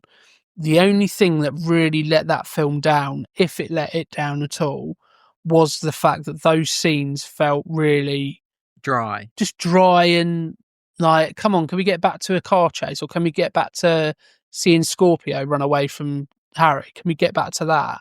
And here, I don't feel like that in Magnum Force. I feel like they're there, and it makes a lot of sense because we find out that the guy who's a bit of a hard ass and is giving him the 3rd degree is because he's in on the conspiracy. And you do get that trope, which I understand is a trope, but it's a trope for a reason, because it works. Where realistically, and I know that we're not watching Dirty Harry for ultra realism, I know that's not what we're there for, but to ground it with everything that Dirty Harry does in the first film, going against the rules, gets in a fight with a guy in a back alley because he doesn't announce that he's a police officer, and the guy's just trying to protect his home. Hey, you peeping Tom? And his partner comes and goes, "Are we going to arrest him?" He's like, "No, don't worry about that one." And then he goes, he hit a police officer, and the guy's like, "A police officer?" because he doesn't know, but because he's so headfast, he just goes in and flies in, at 100 miles an hour. I can't think of the point I was trying to make there. You were saying that it's those moments in the office still. So because of that, because of those moments, there would 100% be that conflict in those office scenes, and it's there.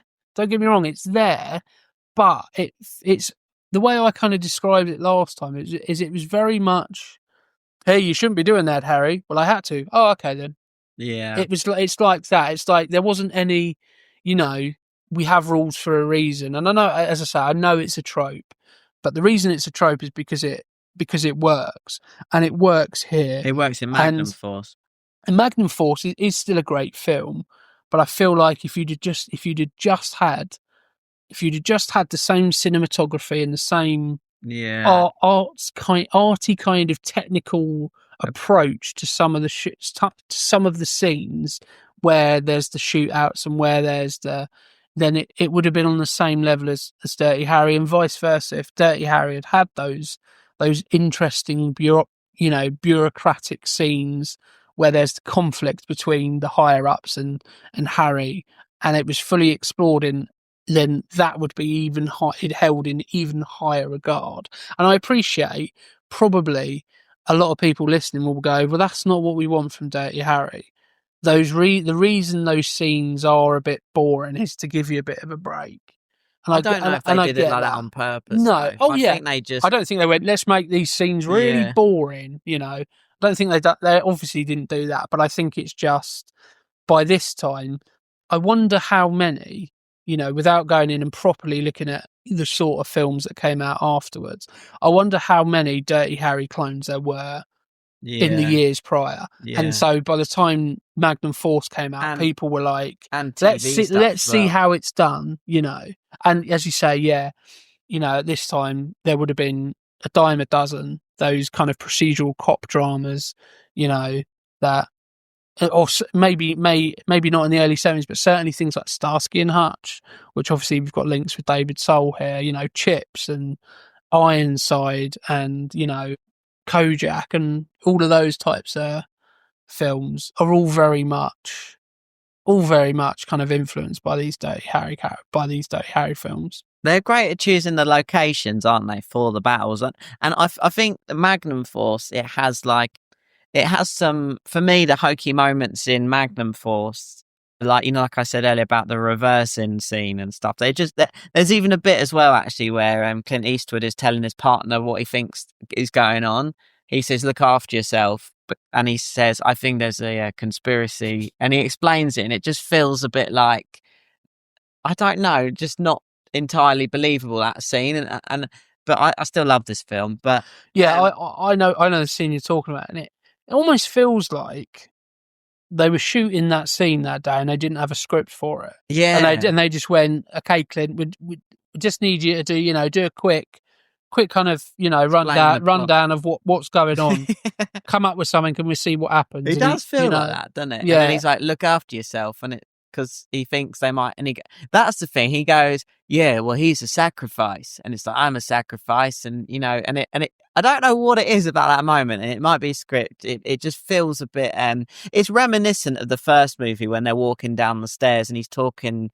The sort of vibe of it is very sort of like sunny, as it always is, and it reminds me a bit of when the other police officer in the first movie, his partner's quit 'cause he's injured and he's walking down those steps. But like little things, like in the first movie, it looks amazing when he's talking to his partner's girlfriend because they're walking down some crisscross steps. It's those little things in Dirty Harry 1 that it generally always looks good.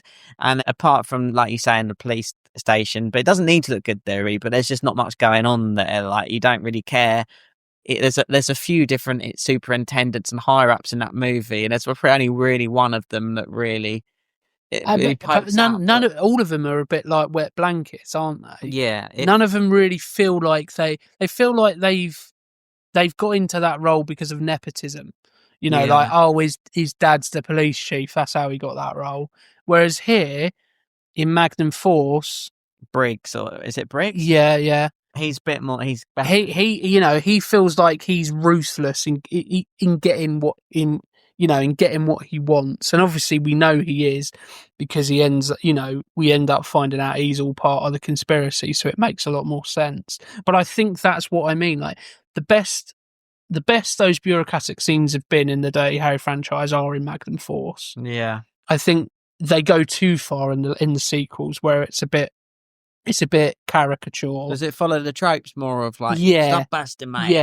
Yeah, by maybe not the Enforcer. That's almost a bit of an anomaly. But certainly by Sudden Impact and the Deadpool, it feels very much like Lethal Weapon had come along, Beverly Hills Cop had come along, and all of those types of films had come along. 48 Hours, had all come along and had all started to do things not necessarily better, but had all started to do it as well. So it was almost like, copy and paste, I think, by that point. A thing that, and maybe what you're just saying there, maybe you'll know from the other ones, but does he ever have a bit more chemistry with his partner? Because in Dirty Harry 1 and 2, and I don't think it really is a detriment to the movie, I actually really like his partners in both movies, but they play a similar role. At one point, this one asks if he wants to come round for dinner or something as well, and he has a nice.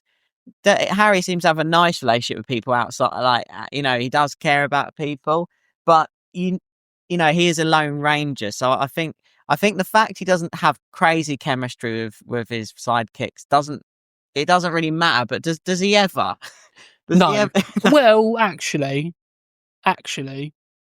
so in the Deadpool, he has I can't think of the character's name, but essentially he has a partner who's of Chinese. He always seems to have a partner who is of a demographic.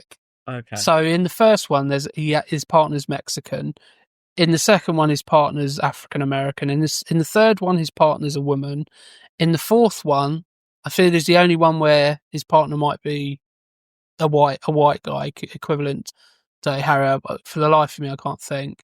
But in the Deadpool, he has a character who's of Chinese descent, and that's a really funny line.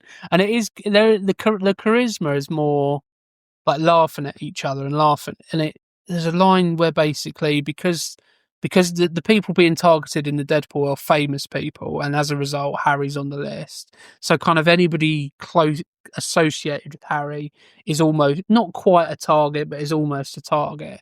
And there's a scene where his partner is like, I can't think. They go to the gym, and I think they're sparring or something, and then they're getting changed, and his partner has this Chinese like writing on his chest, and his partner says, "Oh, it's my father. He's superstitious. This is I can't think what I think it's it's for protection.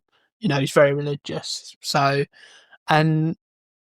they have a little bit of a thing about it, and then Harry says something along the lines of, I can't think how it comes about, but essentially he says something along the lines of, "Oh, don't worry, I've written something on my chest." And I think you get that kind of chemistry, but it never feels like buddy cop. It never feels like Riggs and Murtaugh. No. It never. I guess it's just not one of them. It's just not. I think that's kind of the point. Yeah, is that he's a maverick, and that he for all his flaws, or for one of his main flaws is that around him there will always be collateral damage. Yeah. Whereas obviously in Lethal Weapon, for example, it's more of a comedy anyway. So the comedy comes from, Murtaugh going, "I'm too old for this shit." That's where the comedy comes from, is that Riggs is the maverick, and you've got this older dude who's just kind of going, "Oh, I can't keep up with him. Come on," that's the comedy. Whereas here, it's more, Dirty Harry is a lone ranger. He's a guy who gets the job done, and if he has help, he has help. But there's so many buddy cop movies and stuff and rehashes and that kind of thing that I think that's why I've always liked Dirty Harry. Maybe because it doesn't really go into it's that close too enough much. to it, but it's different because it isn't. So, it is just the one dude, isn't it? I mean, these Dirty Harry films are one step away from, albeit not cop-wise, but, your Taken films or your Transporter films where there's one dude who's kind of up against everybody. Yeah. And okay, he never quite becomes like superhero in the sense of he fights off all the bad guys physically. It's almost just more of a thing of, he's just good at his job. So you can see those influences. The one thing we spoke about last time on the deleted one is that I feel like I should mention is the version of row, row, row your boat, or it should be Wheels on the Bus, but it's not. It's row, row, row your boat. And last time I asked you if his version was better than Pierce Brosnan's version. And Santos Peak. And what was your answer? My answer to that was, well, they're both very, very, very creepy, but for very different reasons. Yeah. I feel like obviously Pierce Brosnan's is a bit like Read the Room, mate. We're on a lava lake, and you're singing "Row, row, row your boat." Can we just get to the other side, please, Pierce? I don't need you singing along with this creepy, eerie tone. Whereas obviously Scorpio's version is just utterly creepy because he's on a bus full of kids, and you're asking yourself, "Oh, what is he going to kill all the kids? Is he going to? Is that what he's going to do?" And when he starts singing it, it's like, "Oh my god, this guy is a total Fruit Loop." So what final showdown, like that bit for me is just ingrained in my sort of consciousness for some reason. That bit where he, to be honest though, when I recently watched it, I'd forgotten, because it sort of ends on a daytime sort of showdown like that, and I'd forgotten about it. Even though the moment it came up, I was like, oh yeah, the school bus thing, and it is remember, even though I really forgot. But what for you? Would you say that, do you like the showdown at the end of Magnum Force compared, because there's a bit of a chase, and I get quite Terminator 2 vibes from these police guys, which I actually do quite like. There's a lot of, like, when you first meet them, there's a lot of shots that you're not seeing their faces. There's a lot of shots of like their boots and over the shoulder shots that after a while we're a bit like, oh god. But like there's a sort of Terminator 2 energy here to them. But do you like the bike chase at the end? 'Cause it's quite cool, but it ends a bit anticlimactically for me. Yeah, it kind of does, doesn't it? And I think the problem with that is because the guy at the end who gets his comeuppance is the guy who hasn't been really. He's been the one telling them what to do, but he hasn't been the one getting his hands. Yeah, and it's almost a thing of like, he wasn't going to get his hands dirty, was he? Because that's essentially he's a coward. He's getting other people to do his lackey work, and I think it was always going to be climactic. If I feel like, and for the life of me, I can't remember how David Soul dies, but that is the show. That's the showdown that you really want to see be the last showdown. Wait, which one's David Soul? So David Soul is the one who wins the shooting competition. Blonde guy. Yeah, he falls off his bike, right? I think he just falls off his bike at the end. That's what I mean by the anti-climb. Yeah, but Clint Eastwood out of nowhere. You don't. One of them goes into the river, don't they? Yeah, that's him. I think. Yeah, we can have a rewind. And I'm presuming he can't swim because it's not like. I assume are they on an aircraft? I can't quite work out what they're on. I've forgotten, but. Well, I think it's at like a dock, isn't it? I don't know if they're on like a big, like, it looks like a war type ship or something, but it's probably not. But they have there's some cool scenes of like, it's a bit silly, but they're riding up some stairs and stuff. But I think fair play. They've showed that these guys are competent at like shooting. They even say, we're the first. We've trained ourselves to fight criminals. They're like they're on a different level to normal police cops. So they're like a super cop. So I kind of buy the fact that they're really good on their bikes. I actually like that about. Yeah, I think those elements were really good, because I think if you were looking for something a bit more in Dirty Harry, maybe that's what there was perhaps lacking. Yeah. There wasn't like a really fast car chase. The chases were more, on foot, across, San Francisco. Whereas here I think, again, probably because of those links, they didn't want to be associated or compared to Bullet. So I get that.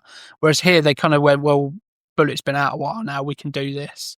And I really like that. I think where the anticlimacticness comes from for me is that, when we're going back to the use of the tropes, but the tropes that we often see later on is the person who's orchestrating it all is usually the one who dies second to last. If you think about the James Bond films, Alex Trevelyan is the one who. He's the final boss, even though he's the second to main, isn't he? Sorry, what's the Boris? No, Christopher Priest. What's his name? The one in Tomorrow Never Dies. The news mogul is basically Rupert Murdoch. Elliot Carver is the Elliot villain. Carver, yeah. Stamper is the sub-villain. Elliot Carver is the one who dies second to last. And then you get the showdown between Stamper, because that's what you want to see. I think same in Goldeneye with Alec Trevelyan is the bit where they're hanging. Yeah. You get the Russian dude who dies, and then you want to see him go up against Alec Trevelyan. We don't have that here in Dirty Harry. You can't. I think it kind of does in a way, because he beats him in a car battle initially, and then he kills him again properly at the end, I think. Well, no, the last person to die is the police chief, isn't it? He dies in the car, he gets blown up, and then you have the shot walking off. Yeah, but he fights him first, then kills those guys, and then he comes back, I think.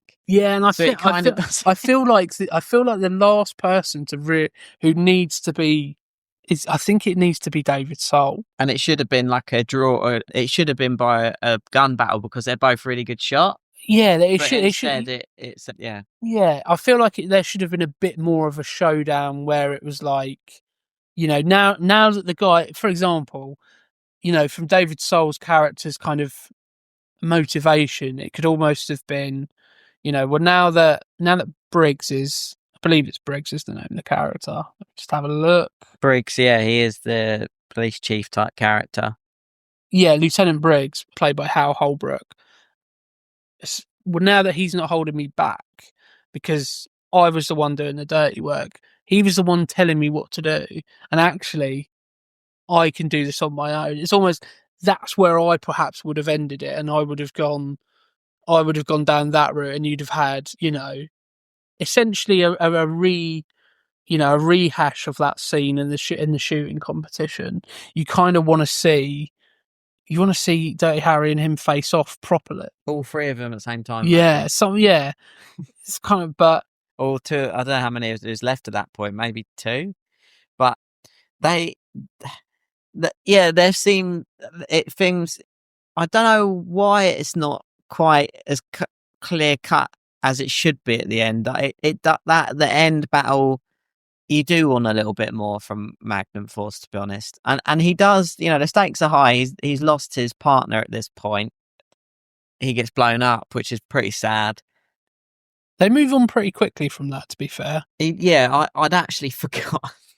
I'd forgotten that even happened. It's pretty much he blows up, and then he goes and gets in the car with Lieutenant Briggs. Yeah. And I don't know if I would have wanted something a bit more of like a...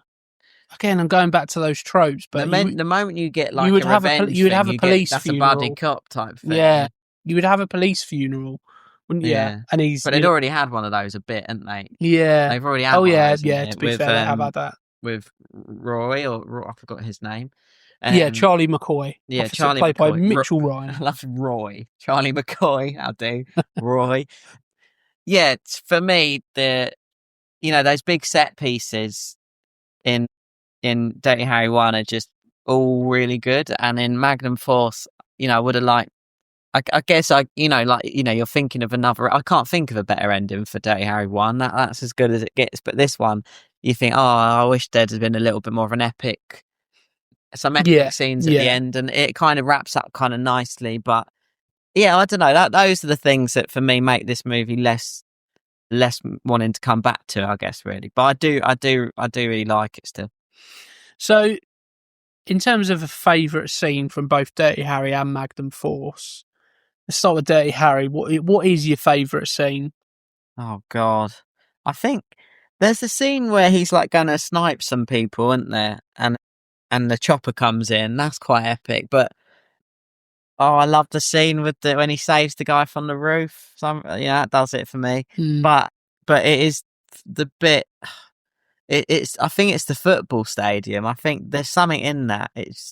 They're so in the middle of nowhere, and it's just him and all the floodlights. I think his partner switches on all the floodlights. Not his partner, the other guy that helps him towards the end of the movie. The one who always has too much linguine. Yes, I can't just add some linguine.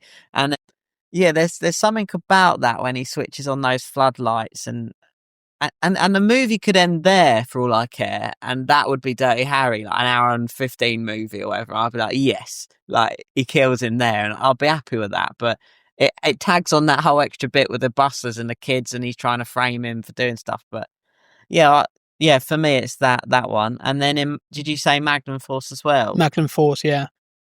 Magnum Force for me is that the bit. For me, it's the I hope I'm not forgetting other scenes, but yeah, I really enjoyed the plastic explosives. I like seeing Clint Eastwood deal with just a bit of a job's worth. I've forgotten that even happened. It's kind of what you want to see. Yeah. I think for me that I've got two favourite scenes really from Dirty Harry. And the first one is a really sort of like throwaway one almost. It's one of the ones where Scorpio's on the rooftop and you've just got the wind blowing and it's blowing through his hair and he's just leaning against, I think it's leaning against the wall, and you see him like just like smirking to himself like that. I think is just I think it's a really nice shot, and it's one of those things where probably how manufactured it was, I don't know, but the wind going through his hair is one of those kind of like natural things that you can't well, I suppose you can, but it felt very organic. And then probably when Scorpio's coming round the corner on the bus and you've got Harry at the top of the train track and he's just standing there and you see Scorpio and it's almost like he says to himself, oh God, this guy, he's everywhere I go, that kind of thing. That gives me goosebumps, that scene, to be fair. And I think Magnum Force, I would probably say my favourite scene is the shooting scene in the competition. I think that whole sequence, essentially it gives you what you want to see from Dirty Harry, with a Magnum shooting at some stuff. And you get that, and then you also get him showing off a little bit, showing off his intelligence by, tricking David Soul into thinking he's won and actually sending him a bit of a message. I think that those for me are probably the favourite scenes from both Dirty Harry and Magnum Force. Yeah, fair. Now, obviously, last time we gave, like we've started doing on the past few episodes of the pod, we started giving ratings. So I'm going to start with Magnum Force, I would say. So out of 10 skulls, and it's skulls, not bones. It's magnums for this, I think. Yeah, okay, then out of 10 magnums, 10 being it's everything I ever wanted from a Dirty Harry film, and 0 being Dirty Harry's not even in it. Where would you rate Magnum Force? Oh, I don't know. If I had to pin you down to an arbitrary figure. It's so hard, isn't it, Magnum Force? Because, truthfully, for me, if I was, die by my sword, I would say this is a 6 for me as a movie. But, I would watch it way more than any other 6s ever because it's Dirty Harry. And I think I'm actually being a bit harsh there. But yeah, I guess I'll say that. Like, it's a better than average sort of cop one. And, these cop type of ones I rate pretty low anyway. I just happen to love Dirty Harry. Yeah, I think I would agree. I would say Magnum Force is probably about a 6 out of 10.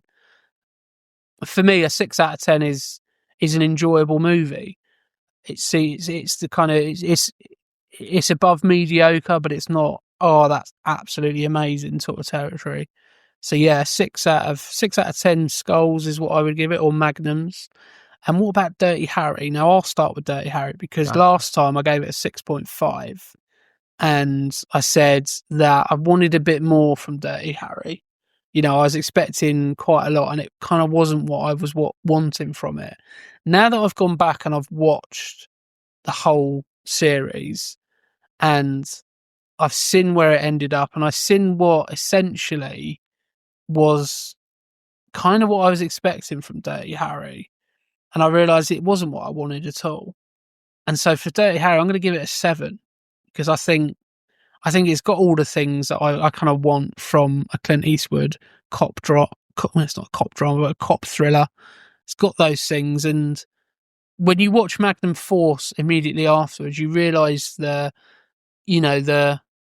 tiny things that aren't in Magnum Force that make Dirty Harry really good. So, the slightly artistic, shot choices, the interesting character. Because to be fair with Magnum Force, the characters other than Harry in there aren't. You lack that in this movie. Yeah, other than perhaps Lieutenant Briggs, the characters aren't as fully formed as Scorpio. And I found myself going, okay, I liked Magnum Force. I went and watched The Enforcer and was like, I didn't like that. I kind of want to go back and just watch Dirty Harry. But I was like, no, I've got to watch them all. I watched Sudden Impact. And to be fair, although it's not as bad as The Enforcer, for some reason it took me about 3 times to actually like sit down and watch it, other than just, I'll put it on, and then it was on, and then I couldn't really focus on it. And then the Deadpool was kind of just didn't feel like a Dirty Harry film. And every time I watched another iteration, I just went, I just want to go back and watch Dirty Harry. And it's exactly what you said would happen. And you're a very wise man, Simon, when it comes to Clint Eastwood films. And so as a result, I feel like when you say you need to go back and watch the Good Bag and the Ugly trilogy. I mean, I don't know what the Good Bags and the Ugly is, right? Yeah. I don't know what those are. That's the B-movie version with Clint Westwood. Yeah. Okay. Yeah, the Good, the Bad, and the Ugly trilogy, Fistful of Dollars and a Few Dollars More. And I have actually got them. I've anybody who's followed our TikTok channel, at Bury Our Bones with Cinema on TikTok, we've started doing some 30-second movie reviews, and I've also got some unboxing videos because I'm really into. There's a company called Arrow Film or Arrow Video, and you can get a Prime channel where you can watch it on streaming. But if you're into physical media, I've got a whole load of Arrow Video releases, and they're great releases. They're really good. You get so much content for your money, and they've just announced that they're going to do The Good, the Bad, and the Ugly, A Fistful of Dollars, and A Few Dollars More. They're going to release that in 4K limited edition versions. Oh my Lord. And I've got them on pre-order. Amazing. Because I'm like, Ryan, I'm so happy for you and me because it just gives me another person. I feel like I've graduated from university. I'm so happy for you. No, but I mean, I because anytime anyone ever gets it, it's like when someone watches your favourite films, it's like, and someone else, because you will like them, and it's like when someone gets on board with stuff you love from a very young age, it's always a very great thing, and like they are just obviously good movies. And what did you rate this one? Sorry, Ron. Yeah, 6. Oh, yeah. Magnum Force. What about Dirty Harry 1? Dirty Harry 7. Nice. Yeah, and sort of like coming out our conversation. You've always been into Clint Eastwood, and for years and years and years I wasn't, because I'm not into westerns, and that's kind of what he was known for. And now I'm getting to the point after watching Dirty Harry and all the Dirty Harry films, I want to watch more Clint Eastwood. Yes. And if you're going to watch Clint Eastwood, you've kind of got to watch him in westerns. You do. So for that, I rate this. I rate Dirty Harry 1 an 8 skull and magnums, and then 8 magnum skulls, and then but to be honest, I'm just saving my higher ratings for Clint Eastwood for those ones if you ever want to do them, and I can't wait. Yeah, I think there's. This obviously acted like some sort of gateway drug for you. Yeah, it 100% is the gateway drug. I'm going on to the hard stuff now. I don't know if Dirty Harry would approve of that. Well, Dirty Harry can swivel, Yeah, I think it is just, one of the comments I made about Dirty Harry prior to my me gaining a little bit of appreciation for it is I said that Clint Eastwood is doing a lot of heavy lifting. I think if you take out Clint Eastwood and you put another actor of the time who doesn't have the same sort of charisma, for example, if you put David Soul in that, for example, just because he's on screen and he's in Magnum Force, if you put David Soul in that character, I don't think we're talking about it, God knows, however many years later, I don't think we're talking about it. And if we are, it might be like, oh, do you remember that film with David Soul? As opposed to one of the, most iconic 70s films made. We're not talking like we are. And I still think that, don't get me wrong, but I'm not seeing that as something to criticize about. I'm seeing it as they've got Clint Eastwood and they made the decision to get Clint Eastwood. And that was the best decision they could have ever have made, because he is so unique in his delivery, in his ability to just look cool in, essentially a history teacher's jacket. Most people in that would look like a history teacher. At no point does Clint Eastwood look like a history teacher. Yeah. Clint Eastwood looks like a badass. He looks cool. And he's still, he's doing the heavy lifting. He does even more of the heavy lifting. And I think that's why in those latter sequels, it's kind of where you start to see the cracks appear, because we're not looking at Clint Eastwood in that same, he's really cool. He's in his prime. He's starting to age a bit, and you start, he's still Clint Eastwood and he still has that gravitas. But it's like, the only way I can put it is it's like watching, Sean Connery in James Bond and then watching Sean Connery in The Last Crusade. Or no, you get different things from it. Watching him in Never Say Never Again, the one where he's older. Yes, the unofficial one, and it doesn't quite. It just for whatever it's all right, because Clint Eastwood as an older actor went on to do some amazing roles and things and directing. It's not that it's all right. There is young people do have a prime, a certain you can't play a really amazing police cop doing lots of stunts in your 60s, really, can you? Like, it's just something that's always going to work when you're in your heyday. It's just life. Yeah, and I think there's a lot to be said for, and I'm not saying that Clint Eastwood hasn't realised this. Just because I made the James Bond comparison, Sean Connery kind of done it, Roger Moore kind of done it, where it's like, you're still trying to do the thing you were trying to do 10, 15 years ago, and it worked then because, you were, maybe not in your prime, but you were still relatively young. Now you're an old man doing it, and it has a different connotation. It has a different feel to it. And I think there's a lot to be said for understanding when to make that transition. Michael Caine started his career playing Alfie, and those kind of, lovable rogue, heartthrob in some respects kind of character. Obviously, he's not going to be that in The Dark Knight and Batman Begins. Knowing when, and I think a lot of actors don't know where that point happens. There's usually a transition period, and I think there is a little bit there for Clint Eastwood, but it kind of works because it's Dirty Harry, and he's not trying to be the sexy, hunk of a man sleeping with 20-year-old women. And that's why I think they may, the fact that they didn't go down that route of every film he has a love interest, because it would have got to that point. And we've just got to that scene that you mentioned where he is. It's long, isn't it? It is. It takes way longer than you would think. Yeah. He really is just backing up. And it wasn't something I necessarily picked up when he's. For anybody who's wondering what we're talking about, it's that scene where he's reversing that Simon mentioned earlier. That feels a bit weird. And I never really picked it out. And now that you've picked it out, I feel you've ruined this scene for me.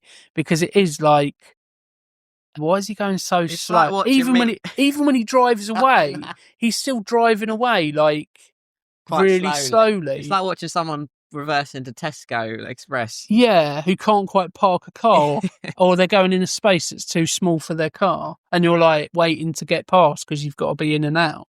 It feels a bit weird. A man's got to know his limitations. It doesn't quite sit right for me as a last thing he says, but maybe I'm not old enough to know because I don't know my limitations. Yeah, maybe you haven't learned from him yet because you've not come to that point. I honestly think it's one of those lines. There's a line in that movie Carol where she says, "You seek resolutions because you're young. One day you'll understand this." And then 10 years later, I was like, "Oh, I like that line now," because I actually just did. So maybe with this ending of day, maybe I'll come back one day to. So in about 10 years, when we're both in our 40s, and we're starting to have a few more aches and pains, and we both might have children, and we're thinking, "I found my limitations." We may watch Magnum Force, and we may go, "Sometimes a man needs to know his limitations." He says that right after a guy reverses and the car blows up. Yeah, I feel like the reason it perhaps stands out a little bit is because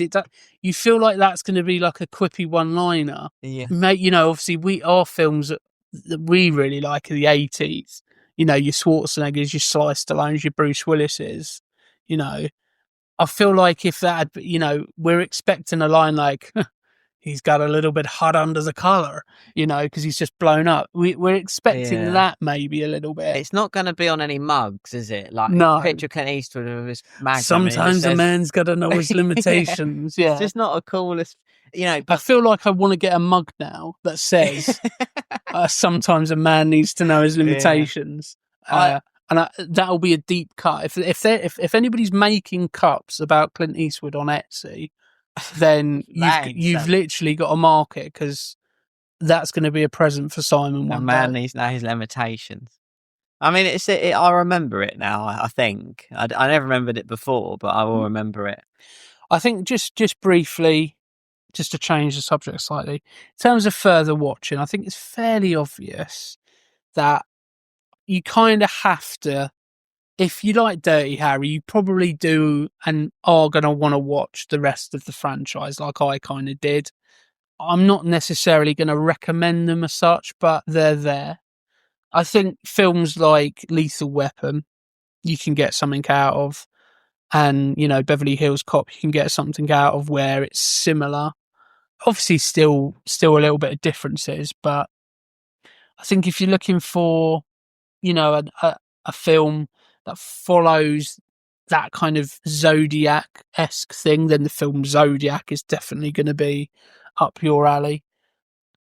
And what about you for the thing that further watching? Reminds me of, for some reason, there's an essence of these movies that reminds me of that True Detective season 1, the good season of it. You know what I mean? It's sort of the big zoom out shots and the bleakness of it, because it's not as dark as True Detective, but there's a bleakness to the world in these films. Like, this is just the way it is, and it's like, and it's not quite as.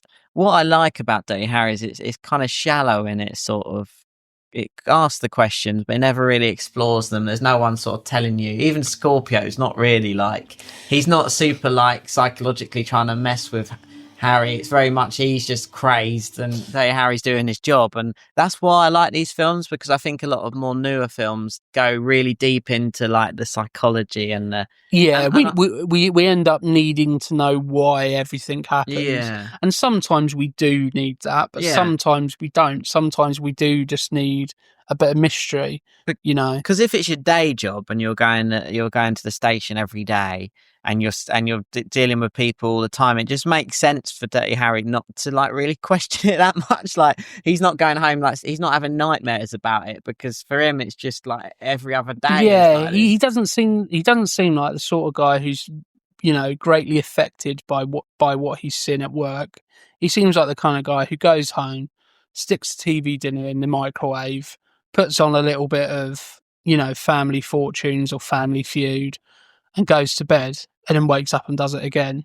Yeah. I can't imagine him watching TV, to be fair, but I think that's the same with any. In this movie, I like that he has that slight relation with that lady called Sunny. I feel that's a nice touch of this film. But further watching, I feel like, it's all the westerns, and it's Good, the Bang, Nanny, Fistful of Dollars, A Few Dollars More, Hang 'em High, all those ones, the good Clint Eastwood things, and I can't quite remember. There's a lot of cop stuff out there. Part of me would say that, Hot Fuzz is, do you know what I mean? Because to me, when you're in police territory, they're all the same in a way. Like, absolutely. It doesn't matter if it's a 70s one, an 80s one. It doesn't matter if it's a parody of one. I think that one's the drip effect, isn't it? Because that's heavily influenced by things like Lethal Weapon and by, those buddy cop genres. And those buddy cop genres are influenced by Dirty Harry. So the drip effect of that absolutely stands. I've just thought of one off the top of my head, based on what I was saying about, knowing as an actor when to kind of, realise that I can't play the kind of characters I played 10 years ago. There's a film called In the Line of Fire, where Clint Eastwood plays a Secret Service agent who works for the president. And he's got a bit older in years, but he's still the best, but he's getting a bit slow. And John Malkovich is the main kind of villain. That's a good film. Kind of feels like the film that Dirty Harry should have been, or sorry, the Deadpool should have been, albeit with slightly different context. So I'd recommend that film. Oh, here's one actually. You've reminded me. Is that Jackal movie? I always like that. With Richard Gere. Yeah, It the feels Jackal. similar tone to Well, Dirty Harry 1. that's based off the film The Day of the Jackal, Okay. which was Robert Redford, I think it is. Oh, so it's a remake. Yeah, so the Jackal is based on The Day of the Jackal. Yeah. Ironically, or not ironically, but strangely, they've just come out with a TV series which is a remake of the film. I remember with, liking that movie. Do you? I don't think I've seen The Jackal. Bruce Willis as an assassin. I think I've seen bits of it. It's a darkness and high stakes that is very much like Dirty Harry 1. I think the general feeling is that The Jackal is a poor imitation of The Day of the Jackal. Ooh, And I okay. think The Day of the Jackal is something that you would like a lot more than The Jackal. Okay, well, I like the Jackal. I've got The amazing. Jackal. Well, that's further watching for me then, right? Yeah, so Amazing. and that to tell you what, The Day of the Jackal might be a film that we need to go and watch. Yeah, fair. And it may be a future episode, so keep an eye out for that one. Lasting thoughts on Dirty Harry as a franchise? For me, there's just, when I was younger and I was running around, I don't know if I was in the playground or whatever, but like when there's someone so charismatic on screen that you want to be them, and you could see a silhouette of a guy in a suit with big hair and a Magnum, and you'd know it's Dirty Harry, maybe holding some sunglasses or aviators or whatever. And there's something that is very much in my consciousness from these movies, or mostly the first one. And it's this thing of, it's, and it's forever battle of good and bad. Like, you can really get behind Dirty Harry. And as someone with long hair who listens to sort of psychedelic music and loves making music and stuff, I can still get behind Dirty Harry fighting a psychopathic hippie. Do you know what I mean? So it must be good. Yeah, I think my lasting impression of Dirty Harry is, in everything we've seen post Dirty Harry, I don't think there is a maverick cop who is as cool and charismatic as Harry Callahan. I think Clint Eastwood is absolutely the maverick cop. I can't, off the top of my head, I can't think, but even if I went and really thought about it hard, I don't think I could think of a maverick cop who does it as well. I think he is, like every genre has its, okay, if you're going to watch a horror movie, you need to watch this. If you're going to watch a slapstick comedy, you need to watch The Naked Gun. If you're going to watch, I feel like if you want to watch a maverick cop do his shit, you need to watch Dirty Harry and you need to watch Clint Eastwood. I wholeheartedly agree with your final thought, so I won't say nothing else.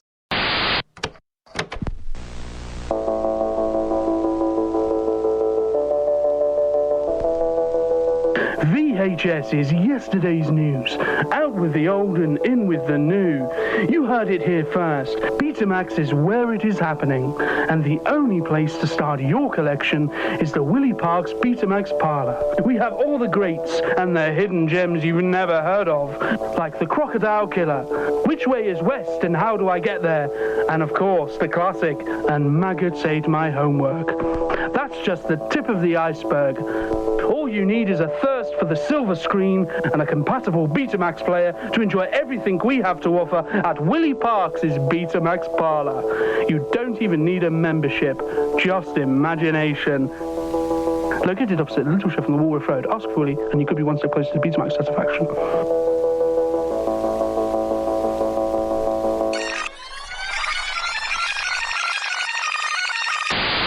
Unfortunately, it has come to that time in the episode where we have to say goodbye.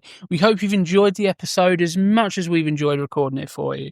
Don't forget to like and subscribe from wherever you get your podcasts from, and also head over to our social media platforms to stay up to date. So we thank you for listening to Jimmy Murphy, Simon Keet and Ryan Etherington. Together, we are Bury Our Bones with Cinema.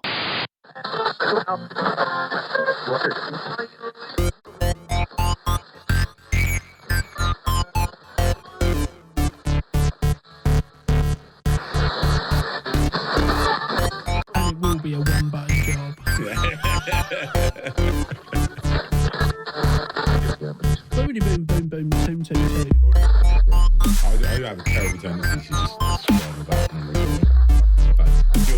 when we're doing it, I still find it slightly distracting. It's a bit weird, but I think it's a bit weird, but I suppose... maybe if you listen to it back, see if it sounds... I was like, I'm going to have to stop it. You listen to it back, Good job I observed that well, wasn't it?